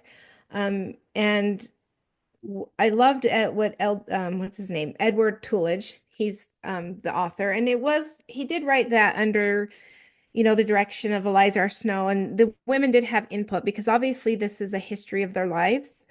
But I really liked what he said in the introduction. He said the record of their lives, speaking about the women, is now sent unto you, that you may have an opportunity to judge them in the spirit of righteousness. So shall you be judged by him whom they have honored, whose glory they have sought, and whose name they have magnified. And so I don't care if you disagree with these women, but you cannot judge them in the spirit of righteousness if you have not listened to their testimonies and their witnesses of what they knew to be true. So for Michelle to just claim that was a forgery, she was trauma bonded, she was forced to do this, she was lying, she cannot do that in the spirit of righteousness if she does not even acknowledge that these testimonies exist, that these women left a record of their testimony, that they're not just affidavits that were signed that don't have their real signatures, that they are actual witness statements from the women. Want more from the Mormon Renegade podcast? Head over to the Mormon Renegade Rumble page to see all the videos from the podcast and the fundamental news program for free. Still not enough? Then join the Mormon Renegade Locals page by clicking the red join button, and for $5 a month, you can have access to podcast transcripts, Renegade exclusives, as well as weekly live stream show with the host Dave Sanders. Click the link in this episode's show notes today. Claim that was a forgery. She was trauma bonded. She was forced to do this. She was lying. She cannot do that in the spirit of righteousness if she does not even acknowledge that these testimonies exist, that these women left a record of their testimony, that they're not just affidavits that were signed that don't have their real signatures, that they are actual witness statements from the women, if that makes sense. Absolutely, it does. 100%. I couldn't agree with you more. Yeah, and so I just, yeah, again, it's about I think we have a duty and a responsibility to seek out these testimonies, to seek out what the women said. Right. Okay, so just going on, because I really do want to get to Eliza R. Snow because, as we know, she's the most celebrated woman in Mormon history for good reason. But I really like what she taught us in her testimony of plural marriage. Because she said, and again, you listen to her as she grew in knowledge, and again, she's like any other woman, where she's first introduced to the practice, and she recorded in her journal, she said, the subject was very repugnant to my feelings. Mm. This is just a natural reaction, and I love that Sure. these women are honest. So she goes on to write, though. She says, but later, after growing in her understanding of the principle through the instruction of the Holy Ghost, she wrote, quote, as I increased in knowledge concerning the principle and the design of plural marriage, I grew in love with it, and today esteem it as a precious, sacred principle. Wow. That's And interesting. Does she ever have like, because we saw with Lucy Walker Smith and Desdemona Fulmer that they kind of have heavenly visitations, right? Does Eliza? Because she seems to say through the spirit, right? And I'm fascinated with the different mechanism there. yeah, so well, I'll do so in her testimony, she doesn't ever allude to that, but I did want to share an experience that she had after the death of the prophet Joseph Smith. Um, so before I get to that, I just wanted to, if I could just finish reading her testimony. Sorry about that. Oh no, you didn't jump. I just wanted to finish reading it because, Sure. like I said, what they say in these testimony again is teaching us something about the order of heaven, right? And Right. so she goes on to say, she grows in the knowledge, she increases in knowledge. So I will say this. So like where other women say they had these heavenly visions and they had angels coming to him, she's saying that she increases in knowledge through the spirit. So she's learning line upon line, precept upon precept, kind Right. of like how we're supposed to learn. Yep. So I love that too, that here's a different experience where she doesn't get the heavenly vision that we know of, because she doesn't say that, but she still increases in knowledge of Yeah. it. So she's being taught throughout her life. And so I love that. And so she said, in Nauvoo, I first understood the practice of plurality of wives was to be introduced in the church. The subject was very repugnant to my feelings. And then she goes on to say, but when I reflected that I was living in the dispensation of the fullness of times, embracing all other dispensations, surely plural marriage must necessarily be included. So again, this idea that these women were educated in the Bible. Right. He's saying, well, if this is the fullness of times, and we know that it happened anciently, it must be part Uh, of yeah. history. It's got to come back.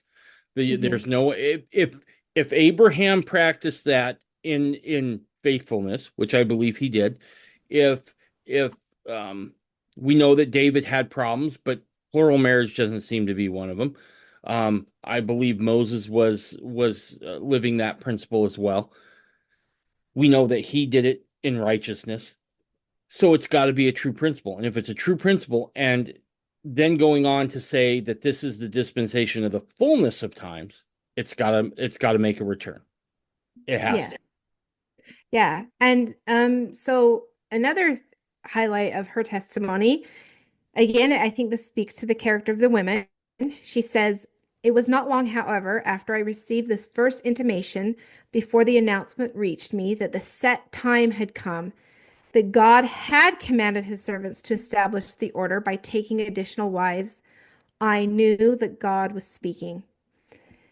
Mm, So there, to me, what stands out to me, and then you can tell me well, first tell me what stands out to you in that last part of her testimony. she seems to get something that it's made known to her that, quote, the set time had arrived, right? That she is somehow privy to something that maybe others weren't. That was the thing that jumped out to me on that. And that she had heard it from the voice of God himself, right? She said that she heard that voice.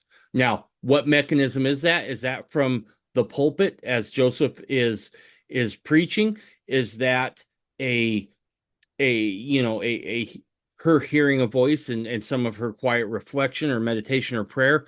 I'm not sure, but it seems to be that she has some idea that this is coming, and then that quote set time had arrived, almost like she was being prepared, right? And then also hearing the voice of God somehow. Yes, and she said she knew that it was God that was speaking. And what I liked about that is because I think often there's a scripture, and I'm probably going to butcher it, where it says, how doth a man know a master he has not served," or something. Right, And so I'm like, if she recognized the voice of God, it's because she has been serving God. right, She's not just she's not just this sinner who was converted to Christianity. She's right. not a Christian converted to the Book of Mormon. She is a woman that knows God. Yeah, She knows his voice. She knows the scriptures. She understands the role of Joseph Smith in restoring the fullness of the dispensation of times. right. So, and again, if we want to understand the restoration, why would we not go to those men and women who knew, Absolutely. right? They weren't just like, oh, I don't know what's going on here as these things are happening. No, They're see they're seeing and experiencing, right? Especially the wives of Joseph. They're the experiences that they're having are beyond just seeing, right? They are understanding at a much deeper level what is yeah, happening here. Which again, and I want to say this too, right? Oftentimes in Christendom, up until quite frankly Joseph Smith, the idea was, well, the world's the way it is because Eve screwed up, right? This flies in the face of that, right? This is on par, in my opinion, with the Savior showing up, and it'd be a conversation for a later day. We can talk about why that is, but it's on par with the Savior showing up first to announce himself to a woman, right after his resurrection. Um, it's putting women back in their proper um elevated station, in my opinion, within the gospel. And it's showing how God feels about his daughters, and that they're not what Christendom had painted them to be as the bane of this existence because Eve ate the fruit. exactly. And yeah, they're restoring women to their Yep. high holy positions as priestesses and prophetesses, Yep. um, queens and priestess unto God. And so a lot of people, there's a lot of accusations made against Eliza R. Snow that she's part of this push to, you know, convince women to lie, and part of, Brigham Young's cabal. And I just take such great offense because of who Eliza R. Snow is as a woman. She even said that plural marriage did not hurt her. Um, she said polygamy did not hurt me, but to be looked upon as a woman of light character did hurt me. The very idea of my not being a virtuous woman. Wow. Yeah, so you can see that she's what was worse to her. Like the plural marriage was, I wasn't know the this least of her concerns, right? She has a good grasp on it. Um, right. let me ask you this about Eliza R. Snow. Does she ever have children? No, she does not have children. That's And it. and there's I think there's pretty good history to back up the fact that she was gang raped. Mm, And so I think that left her unable to have children. And because when we talk about I always say the part of history that's whitewashed is the part that that we don't tell of what really happened when the Saints were driven out of Missouri. Yeah. And Yep. we whitewashed the fact that women were raped, gang raped, Absolutely. Yep. children were raped, Yep. men were raped. Yep. And that's the part we whitewashed. And so unfortunately, I think that she experienced that and was unable to conceive children.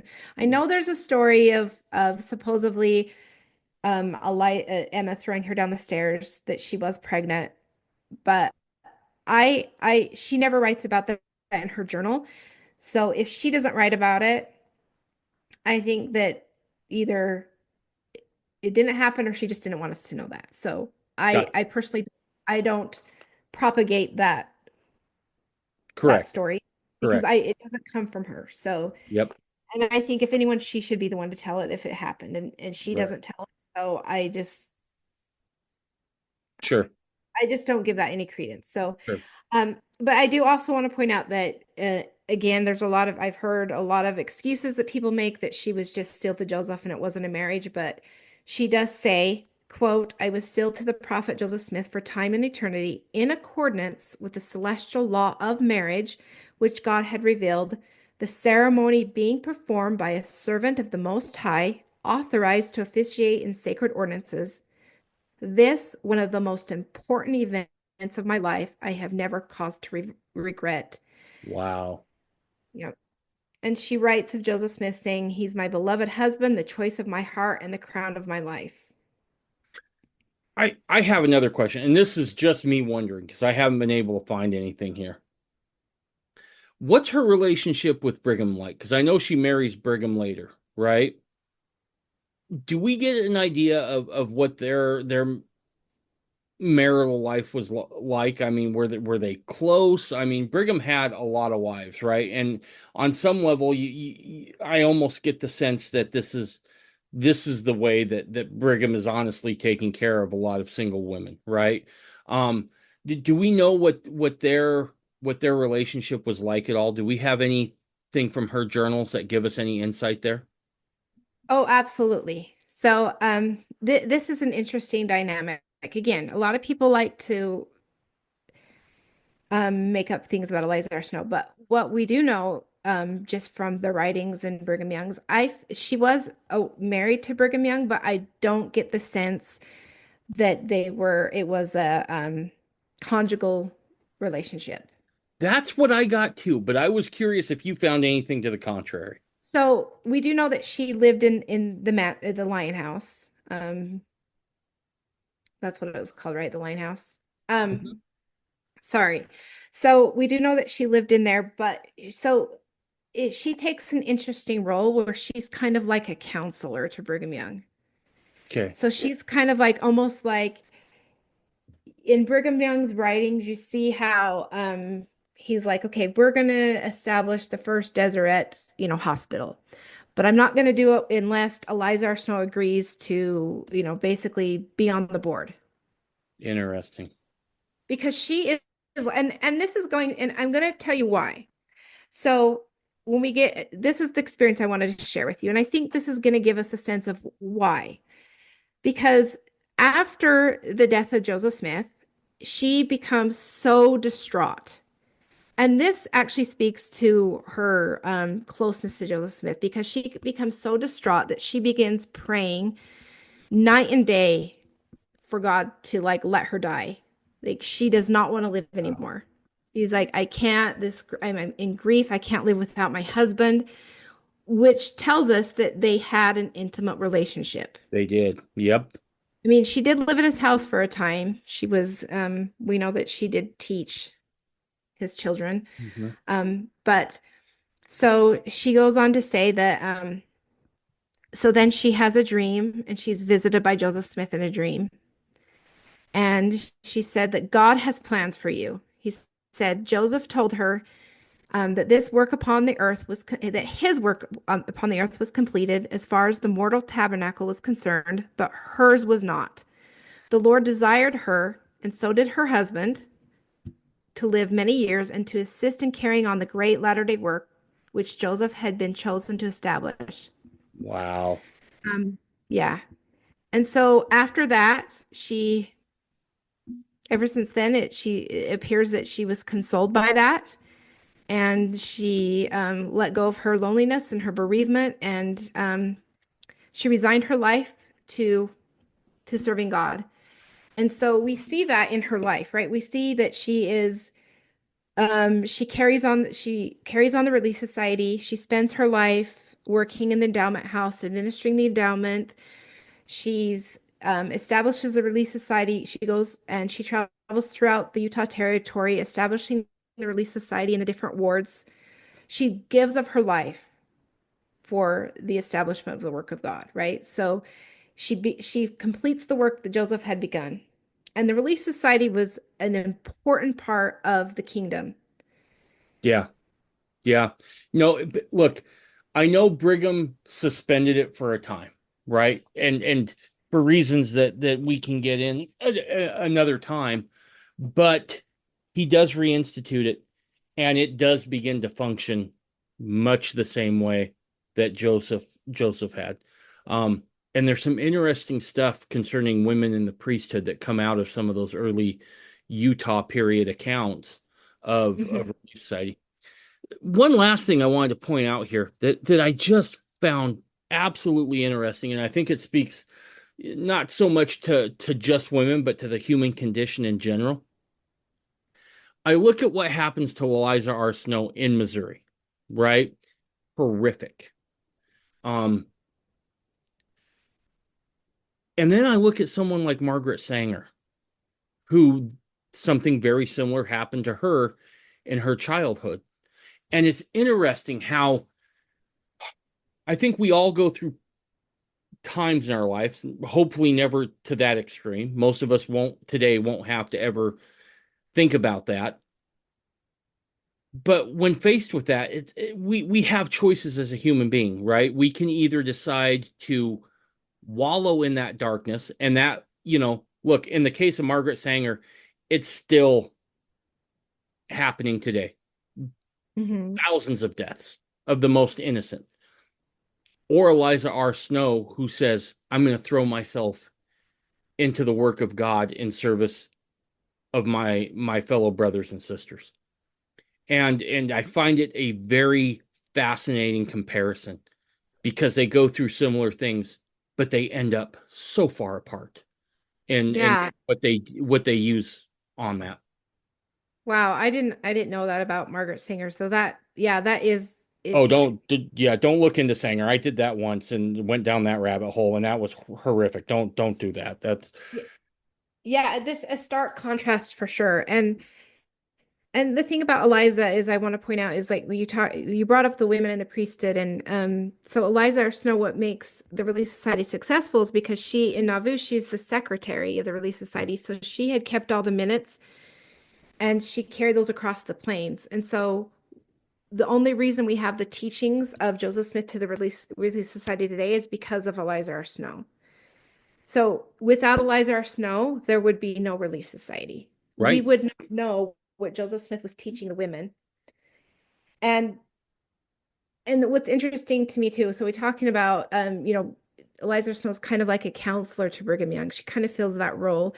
And what you see in Eliza's life is that actually she's humble and she's submissive and she's obedient to the righteous counsel of the priesthood. And that is actually how she gains her gifts of the Spirit.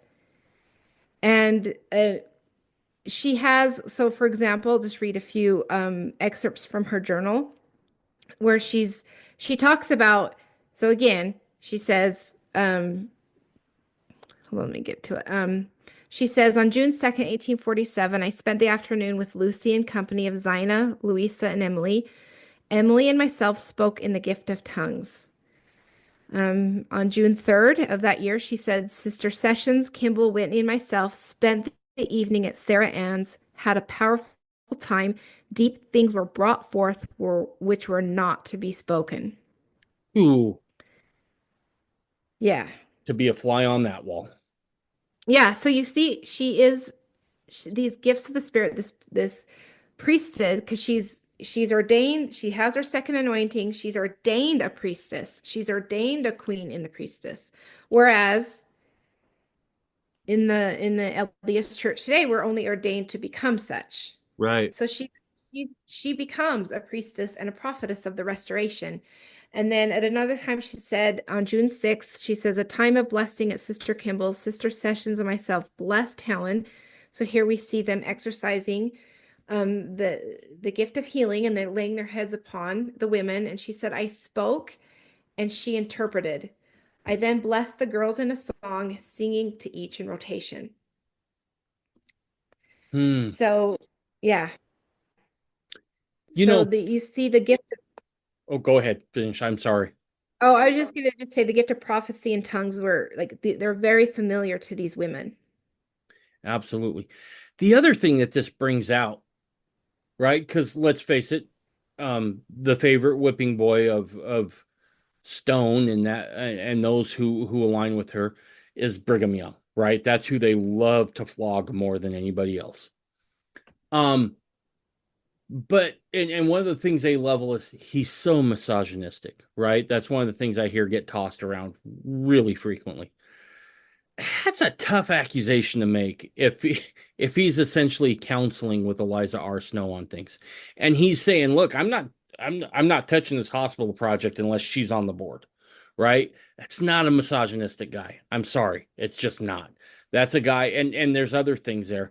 And that's some of those stories that need to be told, right?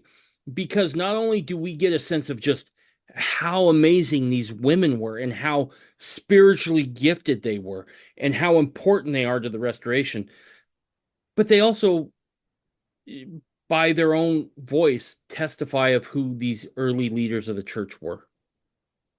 Yeah, and I've always said, and I always try to help people understand that under the ordained leadership of Brigham Young, these women flourished. Yep. It wasn't just Eliza R. Snow on the board, it was an all-women board.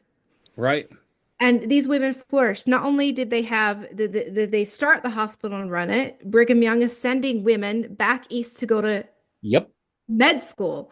I mean, Yep. we hear of women becoming midwives, but he was sending them to become doctors. He's encouraging women to become, he's like, study accounting. You can become better businessmen than your husbands. He's encouraging them to go into politics. Martha The Hughes women start, Cannon, right? yeah, Beats her own husband, right?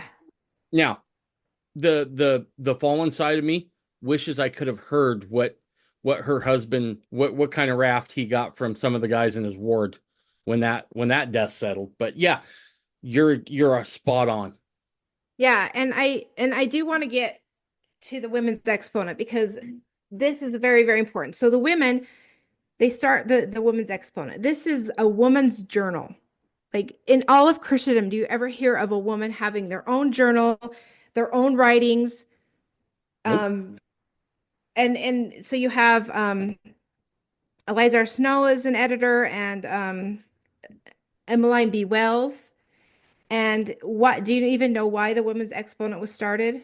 I don't. It was started because of all of the anti-polygamy sediment. We have not just the RLDS missionaries coming to convince that they're trying to convert members to go back to Nauvoo, but then you have there were organizations that were starting in Utah that from non-members that were they were jealous of the Relief Society and they saw the influence that women had in Utah. And so they tried to start their own organization to rival the Relief Society. And so they started what they called this anti-polygamy standard, where they, the women, and these are non-Mormon women, they started collecting these anonymous affidavits to slander Utah polygamist women. So it's really fascinating that they get together and they start the women's exponent. And this was like in 1972. I want to get the exact date. So I think it's June 1st, or sorry, 1872. I don't know what I said. You said it's okay. We knew what you meant. Okay, sorry. I'm like, No, you're good. You're good. okay, and I'm so fascinated. So this is what, and another thing that gets me is that, again, the leading voices in the anti-polygamy movement do not talk about the women's exponent. They do not want you to know about the women's exponent because Helen Mar Kimball, another plural wife of Joseph Smith, she's I'm not going to stand for this. I am going to use my pen and I am going to use it to basically raise my voice. And so she's in defense of plural marriage. And so she writes, this is what she writes. She says, the conflict, so she's speaking about all these people that are now persecuting these polygamous women and slandering them and trying to make them look like, they are oppressed and they're ignorant and they're in this horrible system of plural marriage. And she writes, the conflict is between them and our God, who has never forsaken his people, but he does not expect us to sit quietly down and fold our hands in idleness while our enemies are publishing their outrageous falsehoods to blind the eyes of the weak and credulous to the most glorious truths of heaven and to throw ignominy and dishonor upon our people, as our slanderers are on the road to perdition, but to use every honorable means to defend ourselves against their vile attacks. I love that fire. Love that fire. I love it so much. And so they start the Women's Exponent, and it's a woman's journal. This is where the women they come out and they're like, I'm publishing my testimony. I'm publishing my witness. I was taught plural marriage by Joseph Smith, and I want the world to know. And they're publishing this to the world. Every week, something goes out from these women. Whew. And so these aren't women that are oppressed. These aren't women that are being coerced and forced. Right. No, they're taking to heart what it says in the DNC, that you should be actively engaged in a good cause, right? And I can imagine that I don't know for certain. You probably have more information on that than I do. To me, this sounds kind of like a grassroots movement among those group of sisters, right?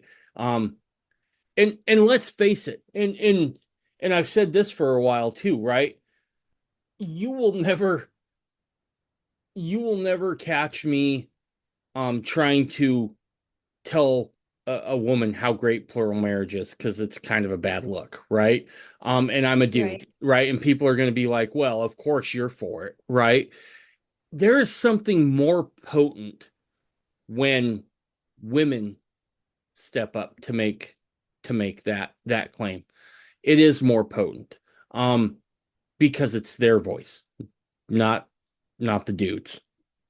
Yeah, and it's so interesting that listening again, she's just the leading voice. So we've got to call it out because she's the leading voice. Michelle Brady Stone is the leading voice against these women. And it's interesting to me that she uses the anti-polygamy standard to basically convince her audience, look how bad plural marriage is. That anti-polygamy standard was started by women who weren't even members of the church. Right. And they were attacking the women in Utah. So again, this is, Michelle is all about women empowerment. She's all about feminism. And here she is using women who aren't even her religion, that aren't even members of the church, that are writing anonymous affidavits, slandering Utah women, and trying to distort people's perceptions of plural marriage. Right. That's what she uses as sources. And it's just so frustrating. Instead of going to the Women's Exponent and saying, well, what did the women say to defend themselves? What did they teach in the Women's Exponent? Yeah, look, in her quest, as you put it, to make sure that women's empowerment has a place in Mormonism and feminism and all those other things, she has to discredit other women, right? And to me, that's the insane part of the whole thing, right? Is that to get where you want to go, you've got to step over women and their testimonies and what they believed was true. It Exactly. just doesn't hold water, and it's despicable on some level. Yep. And Dave, I know we're getting close to 2 hours, but there's just two things I want to share. Take all the time you need. I only put 2 hours down there because I got to put something on the invite. So you take whatever time you need, Kimberly. Okay, because I want to make sure again, cannot be comprehensive. That if anyone's interested in learning more about these women, I'm happy to point them in the right direction and give them, resources and places they can look. But so there's just two really important things I want to hopefully represent tonight. So not only the Women's Exponent, which I think is a huge source for the women's testimonies, like major, like I could, I'll just give you one example of someone who wrote in to give her testimony. And her name is Helen M. Callister. So she's not even a woman that, that is noteworthy or, one of those prominent women. She's just your average Latter-day Saint who's living her religion. And she writes in and she says, "To raise my voice in public has ever been a source of much embarrassment to my sensitive nature. Indeed, I always feel my inability to address even my sisters in this capacity, but duty and justice demand that my voice should now be heard, and would that my words of faith in defense of my religion might re-echo and find accordance in every heart of every true-hearted woman." And then she goes on to say, "I know the principle of plural marriage to be a truth. I have lived in polygamy for the last 33 years and was among the first to enter into that sacred principle." Ooh. Yeah. This, So, oh, I can kind of identify with that voice, right? Not wanting to do it, right? Not your thing, but the times call for it now. You don't get to just stay on the sidelines any longer. Now you got to get in the game.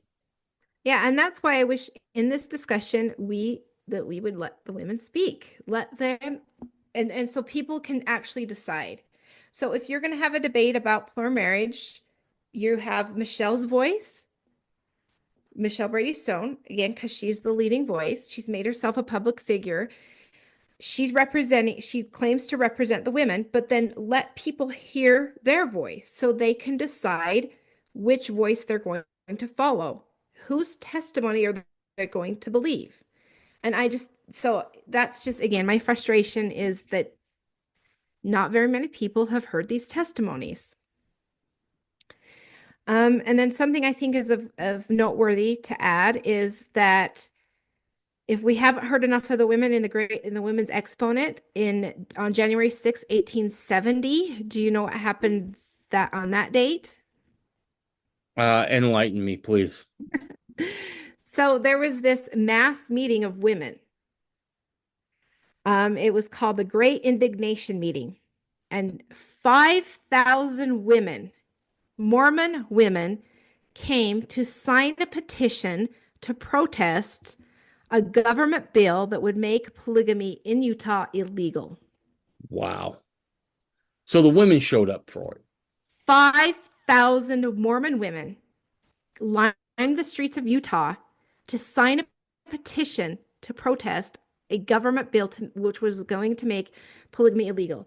If you are oppressed, if polygamy is such this horrible system, and Brigham Young is a tyrant, church leaders are tyrants, wouldn't you welcome this government bill to make it illegal?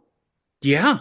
Yeah, it's your perfect out, right? If you are in bondage, you don't even have to take responsibility for being set free. You can just be like, "Sorry, dude, not my doing." If I'd say, but the government says, we got to be done with this. Instead, well, and here's the other fascinating thing. I'm just thinking about the numbers in 1870, right? Saints show up in Utah in 47. So you're about 30 years, right? I'm guessing that not even all the women there are probably in the principle even, right? But there are women that probably are either aspiring to, or at least the very least, want to respect their sisters enough to be like, this is their choice. This is what they want. I'm here to support them. it's a fascinating moment in time where you hear the women's voice come through in defense of this. Yeah, and what's fascinating too, again, we're talking about, women. This was a meeting of women. And so they hold this, so they sign this petition, and then they hold this, what they call the Great Indignation Meeting. It was this mass meeting.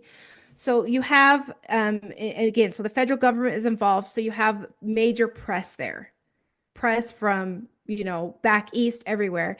And they listen to these women as they gather together, and then they stand up on over the pulpit, and they begin to bear witness Mm. of their religious rights, the right to practice this principle, and then to bear witness of the principle.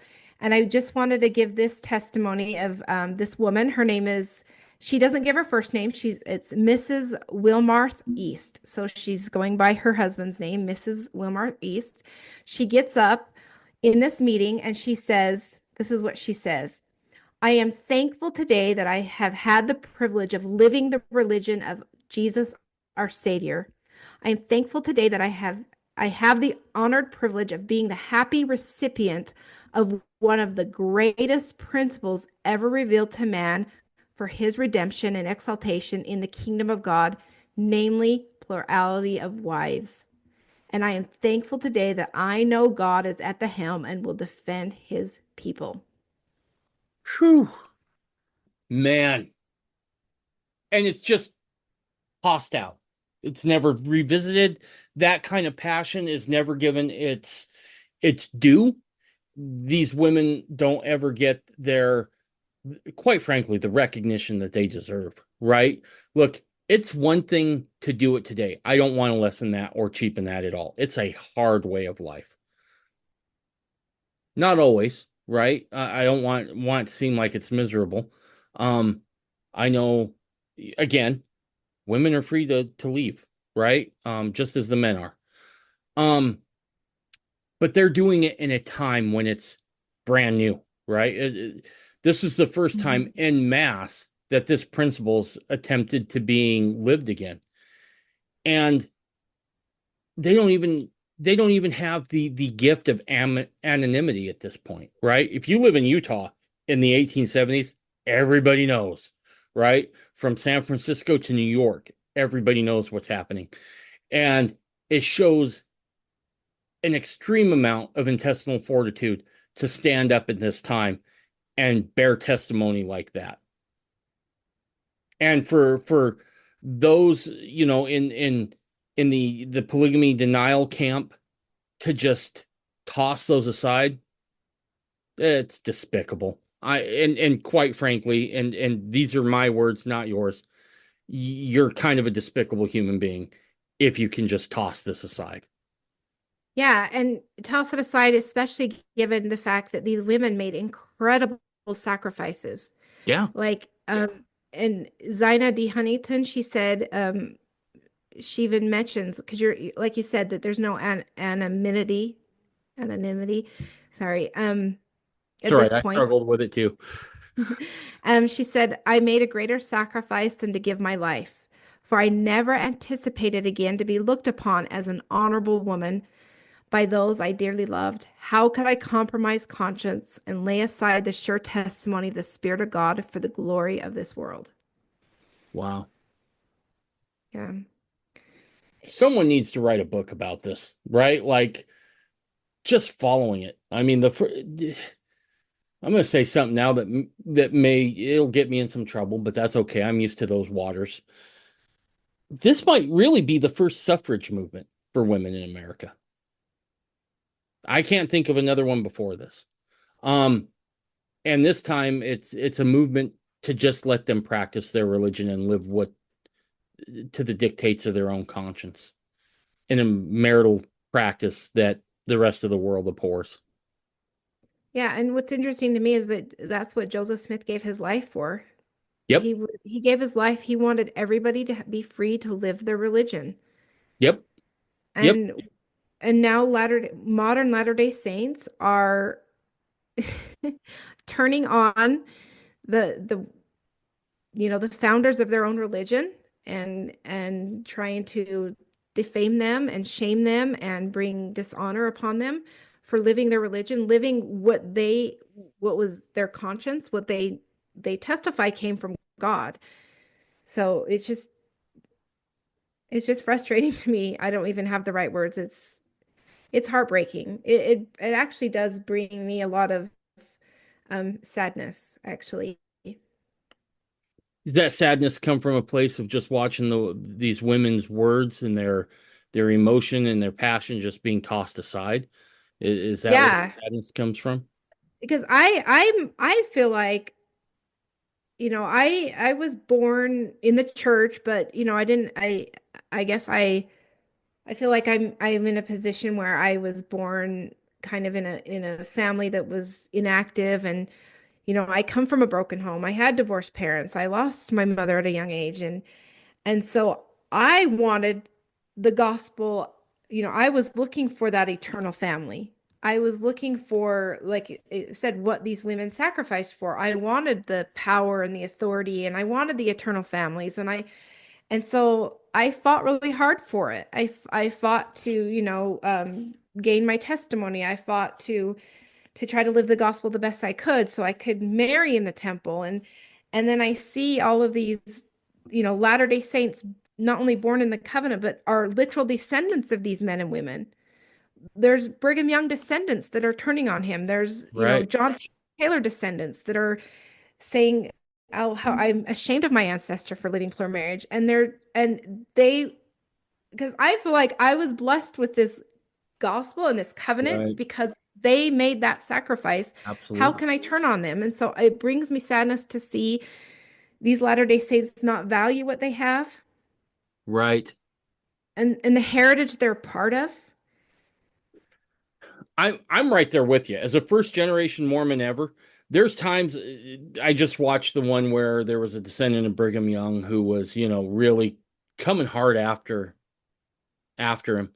And I'm like, if you don't like your place in that family, can I have it? Because I'd kind of kill for, to go back a ways in the restored gospel, right?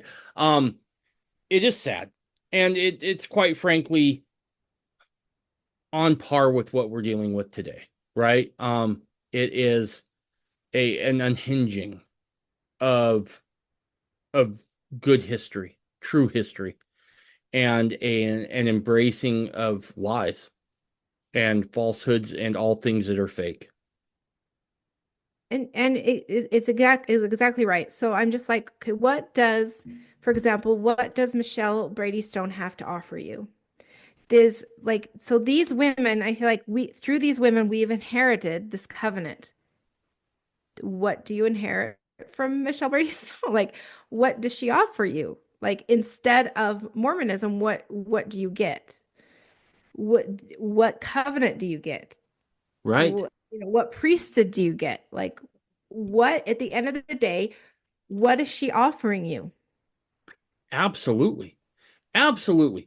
And here's I lately I've been studying a lot on unintended consequences, right?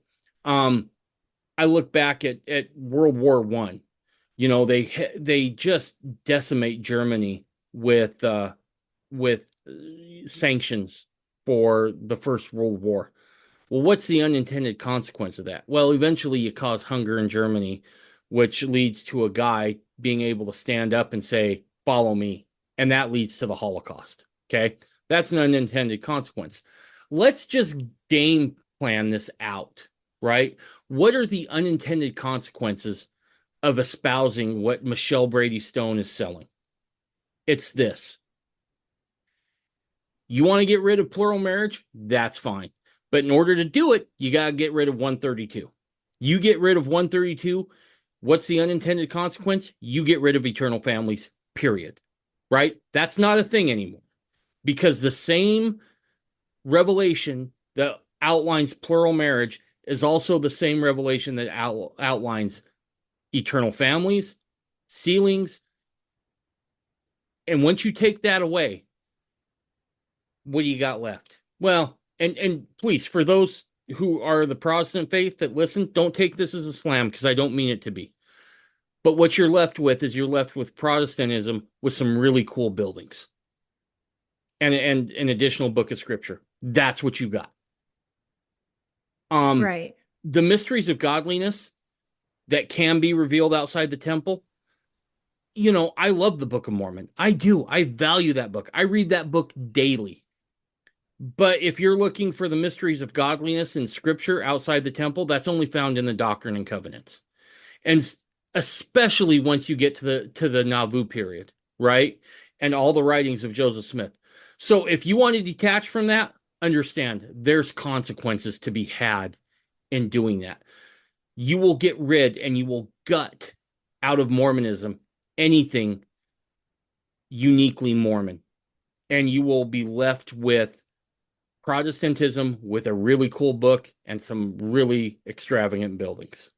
It's what you got. Right. No power, no authority, no priesthood. Nope. So we know in the Bible that Jesus Christ said, I am the vine and you are the branches.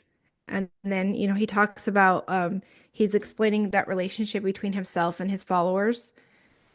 And he's basically saying that, if you remain in me and I in you, you will bear much fruit.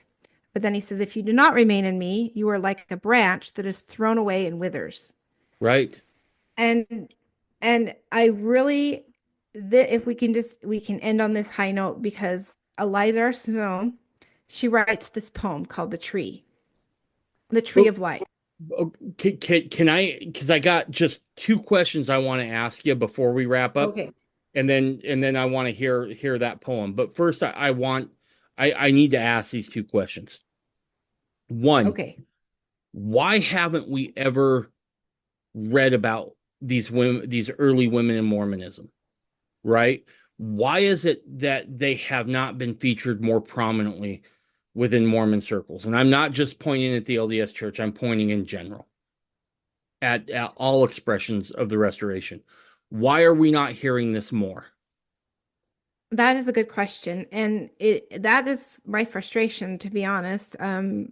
Like I know that a year ago or whatever, you had Hannah Stoddard on your podcast talking about the Helen Mar Kimball book.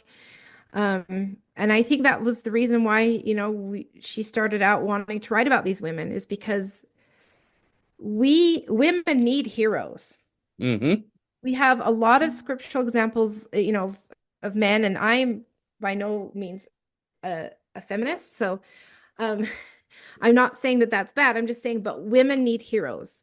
Mm-hmm. Women need good examples of what true womanhood look like, what does it mean to be a mother in Zion, and so I don't know what we need we need to tell the stories of these women, because they forged the path for us. Right.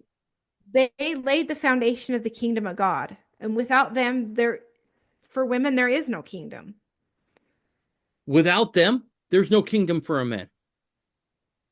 Just that's what it is. Dudes can't get there by themselves, right? Women can't get there by themselves, right? You want to, quote, equalize the sexes? Welcome to Mormonism. We've been doing it for a while. Even with icky plural marriage, as some people like to look at it, right? It's absolutely an equalization. Neither gender, and newsflash, there really is only two. Neither gender can get to where they want to go without each other. Period. Exactly. I mean, that's the capstone of the Restoration, right? Is the eternal marriage, joining of the sexes. So, and that's the kingdom. Yep. A man cannot attain the fullness of the priesthood without the woman, and then the woman with the man, she obtains the fullness of the priesthood. She becomes a queen and a priestess in the fullness of the priesthood, in God's kingdom. She is a queen and a priestess to rule and reign over the house of Israel. And so without any, I would love it if there's some talented men or women out there, preferably women, that want to take this project on and study the life of one of these women and write a book about her. I think that we need that, actually. We need these women need women. And I believe that with all my heart. As a woman myself, I there's no one for me to look to in modern society that I can say, this is what a godly woman looks like. This is what a holy woman looks like. I want to be like her. But we have those examples, and so they need to be lifted up so we can see them and we can learn from them. Yeah. So, I do love that in the early days of the church, when these women were entered into these covenants and they were given their patriarchal blessings, I was just going to read, one of the women were told, she said, one of the women was told, thou shalt be numbered among the mothers in Israel, for thou shalt have knowledge by which thou shalt teach the daughters of Zion how to live. Wow. Yeah, so these are the examples. These are, when we think of the millennium and who's going to reign in the millennium, who is going to be by Joseph Smith's side? His wives. His wives. And so at some point or another, you're going to have to, if you want to be in Zion, you have to accept the fact that Joseph Smith is going to be there with his wives. Right. Absolutely. And then he'll be having children with these women, and you're going to have to accept the fact that it's, these other women having children with Joseph Smith. That it's a fully functional marriage. Yes. Yep, absolutely. Okay, let me ask you this question, and this one's a little more personal. But as because you come in from a place, as you noted, that you weren't necessarily, your family may have been Mormon by birth, but you guys weren't necessarily practicing, right? Mm-hmm. Did you ever struggle with the polygamy thing? Did you ever look at it and kind of wither and say, "Oh man, that's rough. I don't want to look at that." So I really apologize. I know that some women might not like my answer, Okay. but I'm just going to be honest. Okay. So again, because I feel like I had to fight basically for a testimony, and I had to search it out because it wasn't like I was being handed the gospel at home. And so I wanted to know everything about my religion. So I studied early on, like in high school. I read the history of the church. I read the scriptures. I read Doctrine and Covenants 132, and that actually became my favorite scripture. And so in my mind, I'm like, okay, that happened. There was a reason for it. The church doesn't live it now, so I don't have to worry about it. And then I just left it alone, and it didn't bother me. Okay.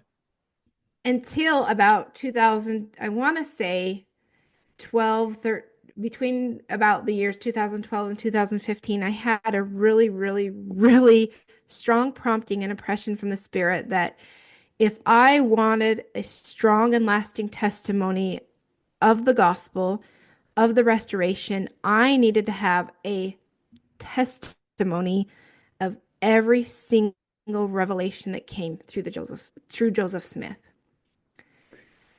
And so I knew that I had to gain a testimony for myself that plural marriage was true.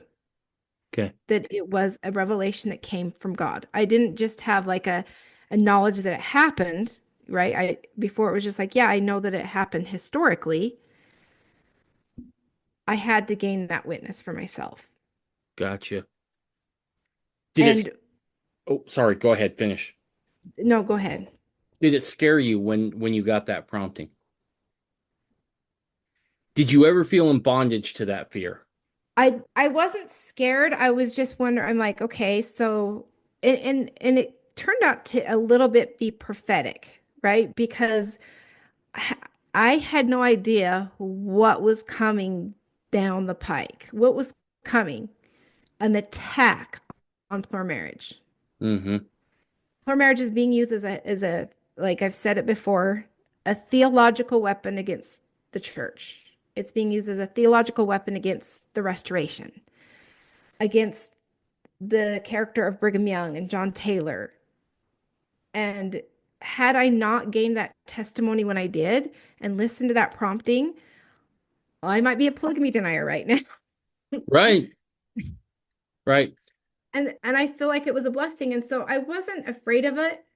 And and the thing is, again, what happens when you gain a testimony? When you gain a witness by the Spirit, I can testify like these women, it brings you peace. Right. God helps you to understand it, that when you have knowledge, you have power, it brings peace and joy. And I'm not like, again, I'm a mainstream member. I have, I live in monogamy. I'm not saying I'm looking forward to living polygamy. I'm not saying I can't wait to die and go to the celestial kingdom and live polygamy. I'm not saying that at all. What I'm saying is that having an understanding that this revelation came from God and that the men and women of the restoration were men and women of honor and integrity and lived the commandments and were obedient to every word that proceeded out of the mouth of God, that gave me hope. Okay. It cemented my testimony that the restoration, it is the foundation of the kingdom of God, and it's solid. Right. Absolutely.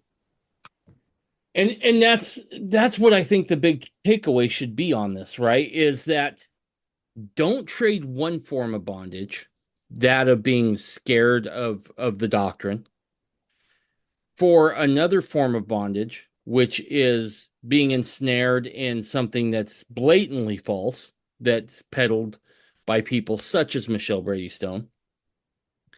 But rather wrestle with the truth. Wrestle with the truth, because you will start by wrestling, and then at some point you will embrace it.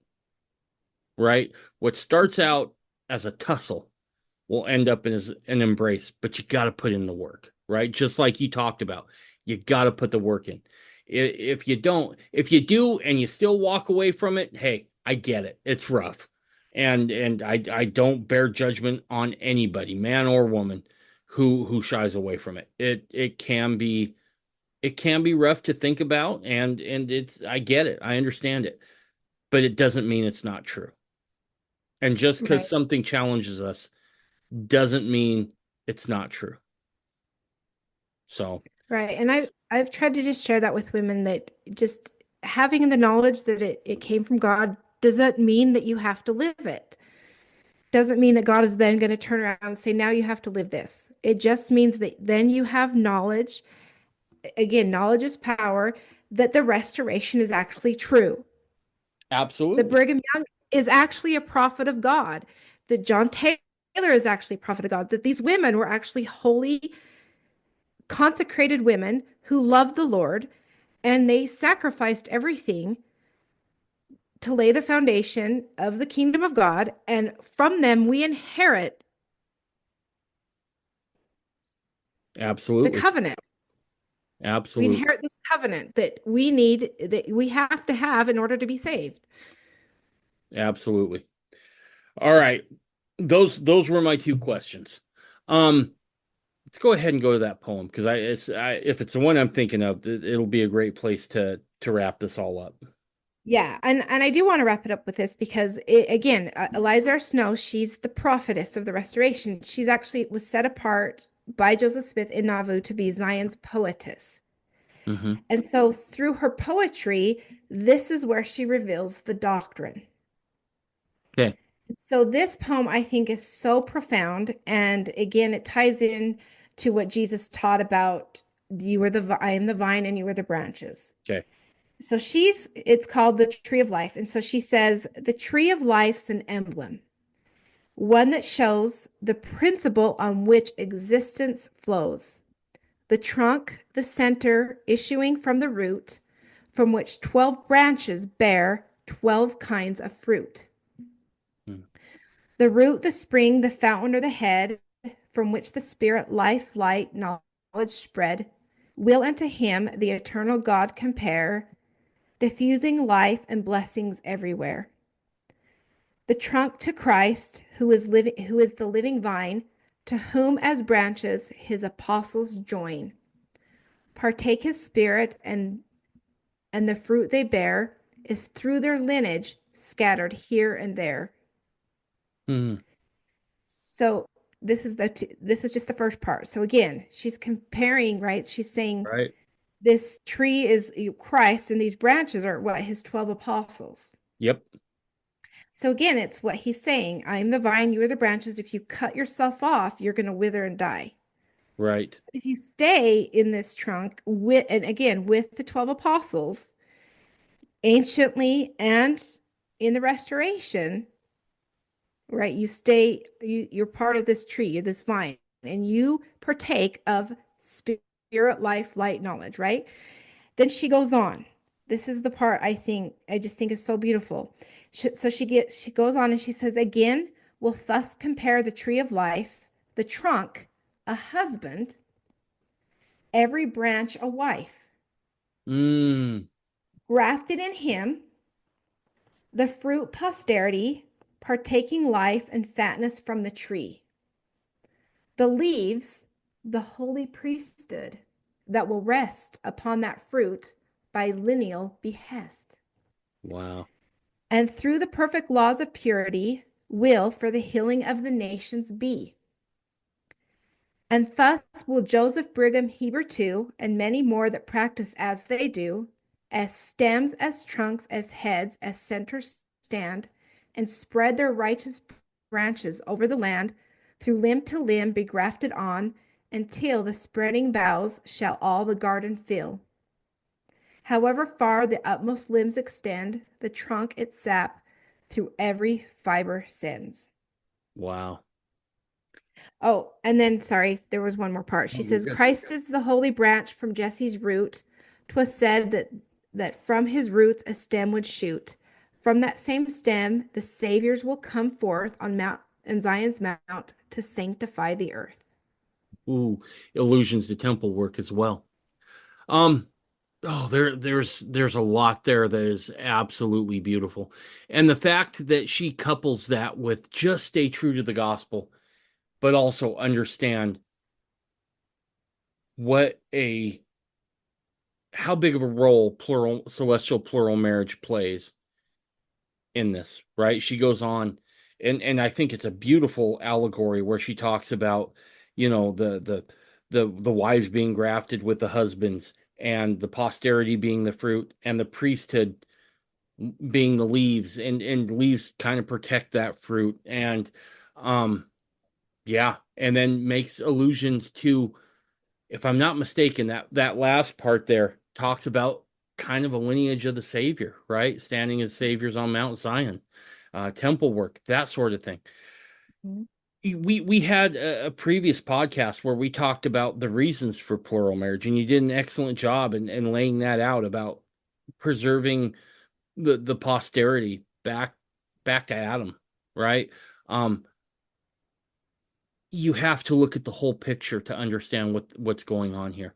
Because if you just say, well, it's just about multiple wives, well, yeah, it's going to be easy to get rid of at that point. But you have to understand the underpinnings of what's happening and the plan that the Lord has, or you're kind of doomed. You're kind of doomed to end up in Michelle Brady Stone's camp. I don't know how else to say it. You have to understand the doctrine. You have to understand what it was, what was being taught in conjunction with this practice, period. It would be like doing temple work without understanding what vicarious work for the dead is. It would be pointless. Right. And right, it's all about the priesthood. I remember, Jesus Christ said, I will make, the covenant that God made with Israel is that I will make you a nation of kings and priests. Right. That's a priesthood. How is the kingdom going to, how are we gonna how is the kingdom going to put all other nations are going to be under the kingdom of God? How is that going to happen unless the priesthood is, like it says in that poem, it's going to extend throughout the whole world, Right. essentially. Absolutely. Absolutely. Well, Kimberly, anything else you want to wrap up with? The only thing I would just add again is that my hope for doing this podcast is I hope that when people listen to this, they just walk away with that eternal hope that, again, that the gospel is true, that the restoration is true, that temple ordinances are of God, and that they don't have to be afraid of the historical practice of plural marriage. Absolutely. And that because of the sacrifices of these women, we get to enjoy the fruits of the gospel. Absolutely. I want to say just a few things here before we wrap up. And I want to make it abundantly clear that these are my words. They're not Kimberly's. There's nobody else's. If you're on the fence here and you're looking at Michelle Brady Stone and you're looking at Justin Griffin and you're looking at a host of polygamy deniers, and quite frankly, it's not, I think even that term, polygamy denier, doesn't tell the full story of what you're going to be up against. You are actively engaged in taking out the underpinnings of what the restoration is really all about. And it's not just plural marriage; it's sealings. It's all those things I alluded to in in those unintended consequences of trying to get rid of this. Just know that the history is overwhelming that Joseph not only taught but practiced plural marriage. Overwhelming. You have to be, we are past, hey, is this a possibility? Questioning. We are now into you're lying. And if you ever wanted to know which side you'd be on in the Book of Mormon when Korihor came creeping around, this is your time to show it. Because if you fall for this enticing, and I get it, I've been through the ringer studying Mormonism and all the stuff that I perceived as problematic. I understand the unsettling feelings that come, but I also understand the benefits of sticking with it and working through those things. And I'm not saying you're going to go my direction, right? I'm not telling anybody, oh, okay, now you understand, so just jump on the fundy train. We'll all go together. It's not what I'm saying.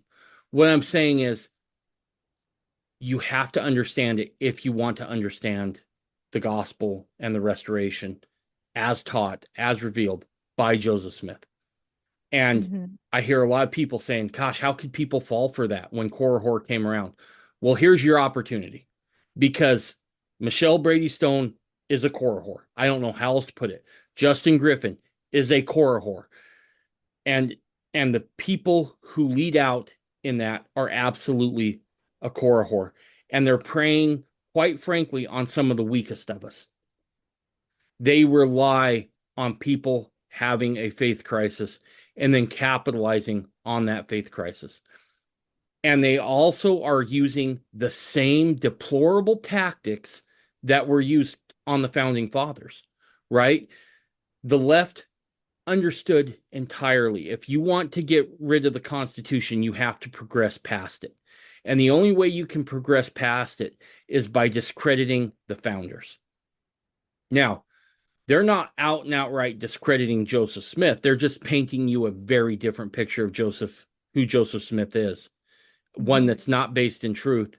And then they're out and out discrediting and attacking Brigham Young. So understand that if you're on the fence. And if you are on the fence and you're concerned and you don't know where to turn, go seek out those sources. Kimberly, is the book Women of Mormondom available today? Where do they find that? I'm pretty sure you can still find it on Amazon. So it's Okay. definitely available. I think you can even get a PDF online. So if you don't want a hard copy, just Google Women of Mormondom and there's a PDF. I'll try to hunt that down and put it in the show notes on this episode. What about the Women's Exponent? Yes, you can buy, you definitely can. Yes, it's called The Woman's View. Okay. And I think it was, I bought my copy off Amazon. So yeah, you can definitely get the Women's Exponent. I recommend just I actually recommend all the poems by Eliza R. Snow. They were published. Someone's published them. Again, because she's teaching the doctrine. She's revealing the doctrine through poetry. Right. So you can learn so much about the gospel through just reading her poems. Yeah, Helen Mar Kimball, Joseph Smith Foundation published the book a year or so ago. I recommend that book. I'm learning about Helen Mar Kimball because she is one of those voices of plural marriage, and she's actually a historian herself, Helen Mar Kimball. So she documents the history because she pretty much lived the history, right? She grew up in the gospel. So she lived every major event in history. So she's definitely a source. Her journals are published. So yeah. Awesome. Anything else before we wrap up, Kimberly? No, I just appreciate this opportunity, and I appreciate the conversation, and I hope it's edifying to your listeners. I'm sure it will be. I know my mind's blown every time we talk. Hang out for 5 minutes. I just got a few more things I want to go over with you. Okay. All right. Bye, everybody.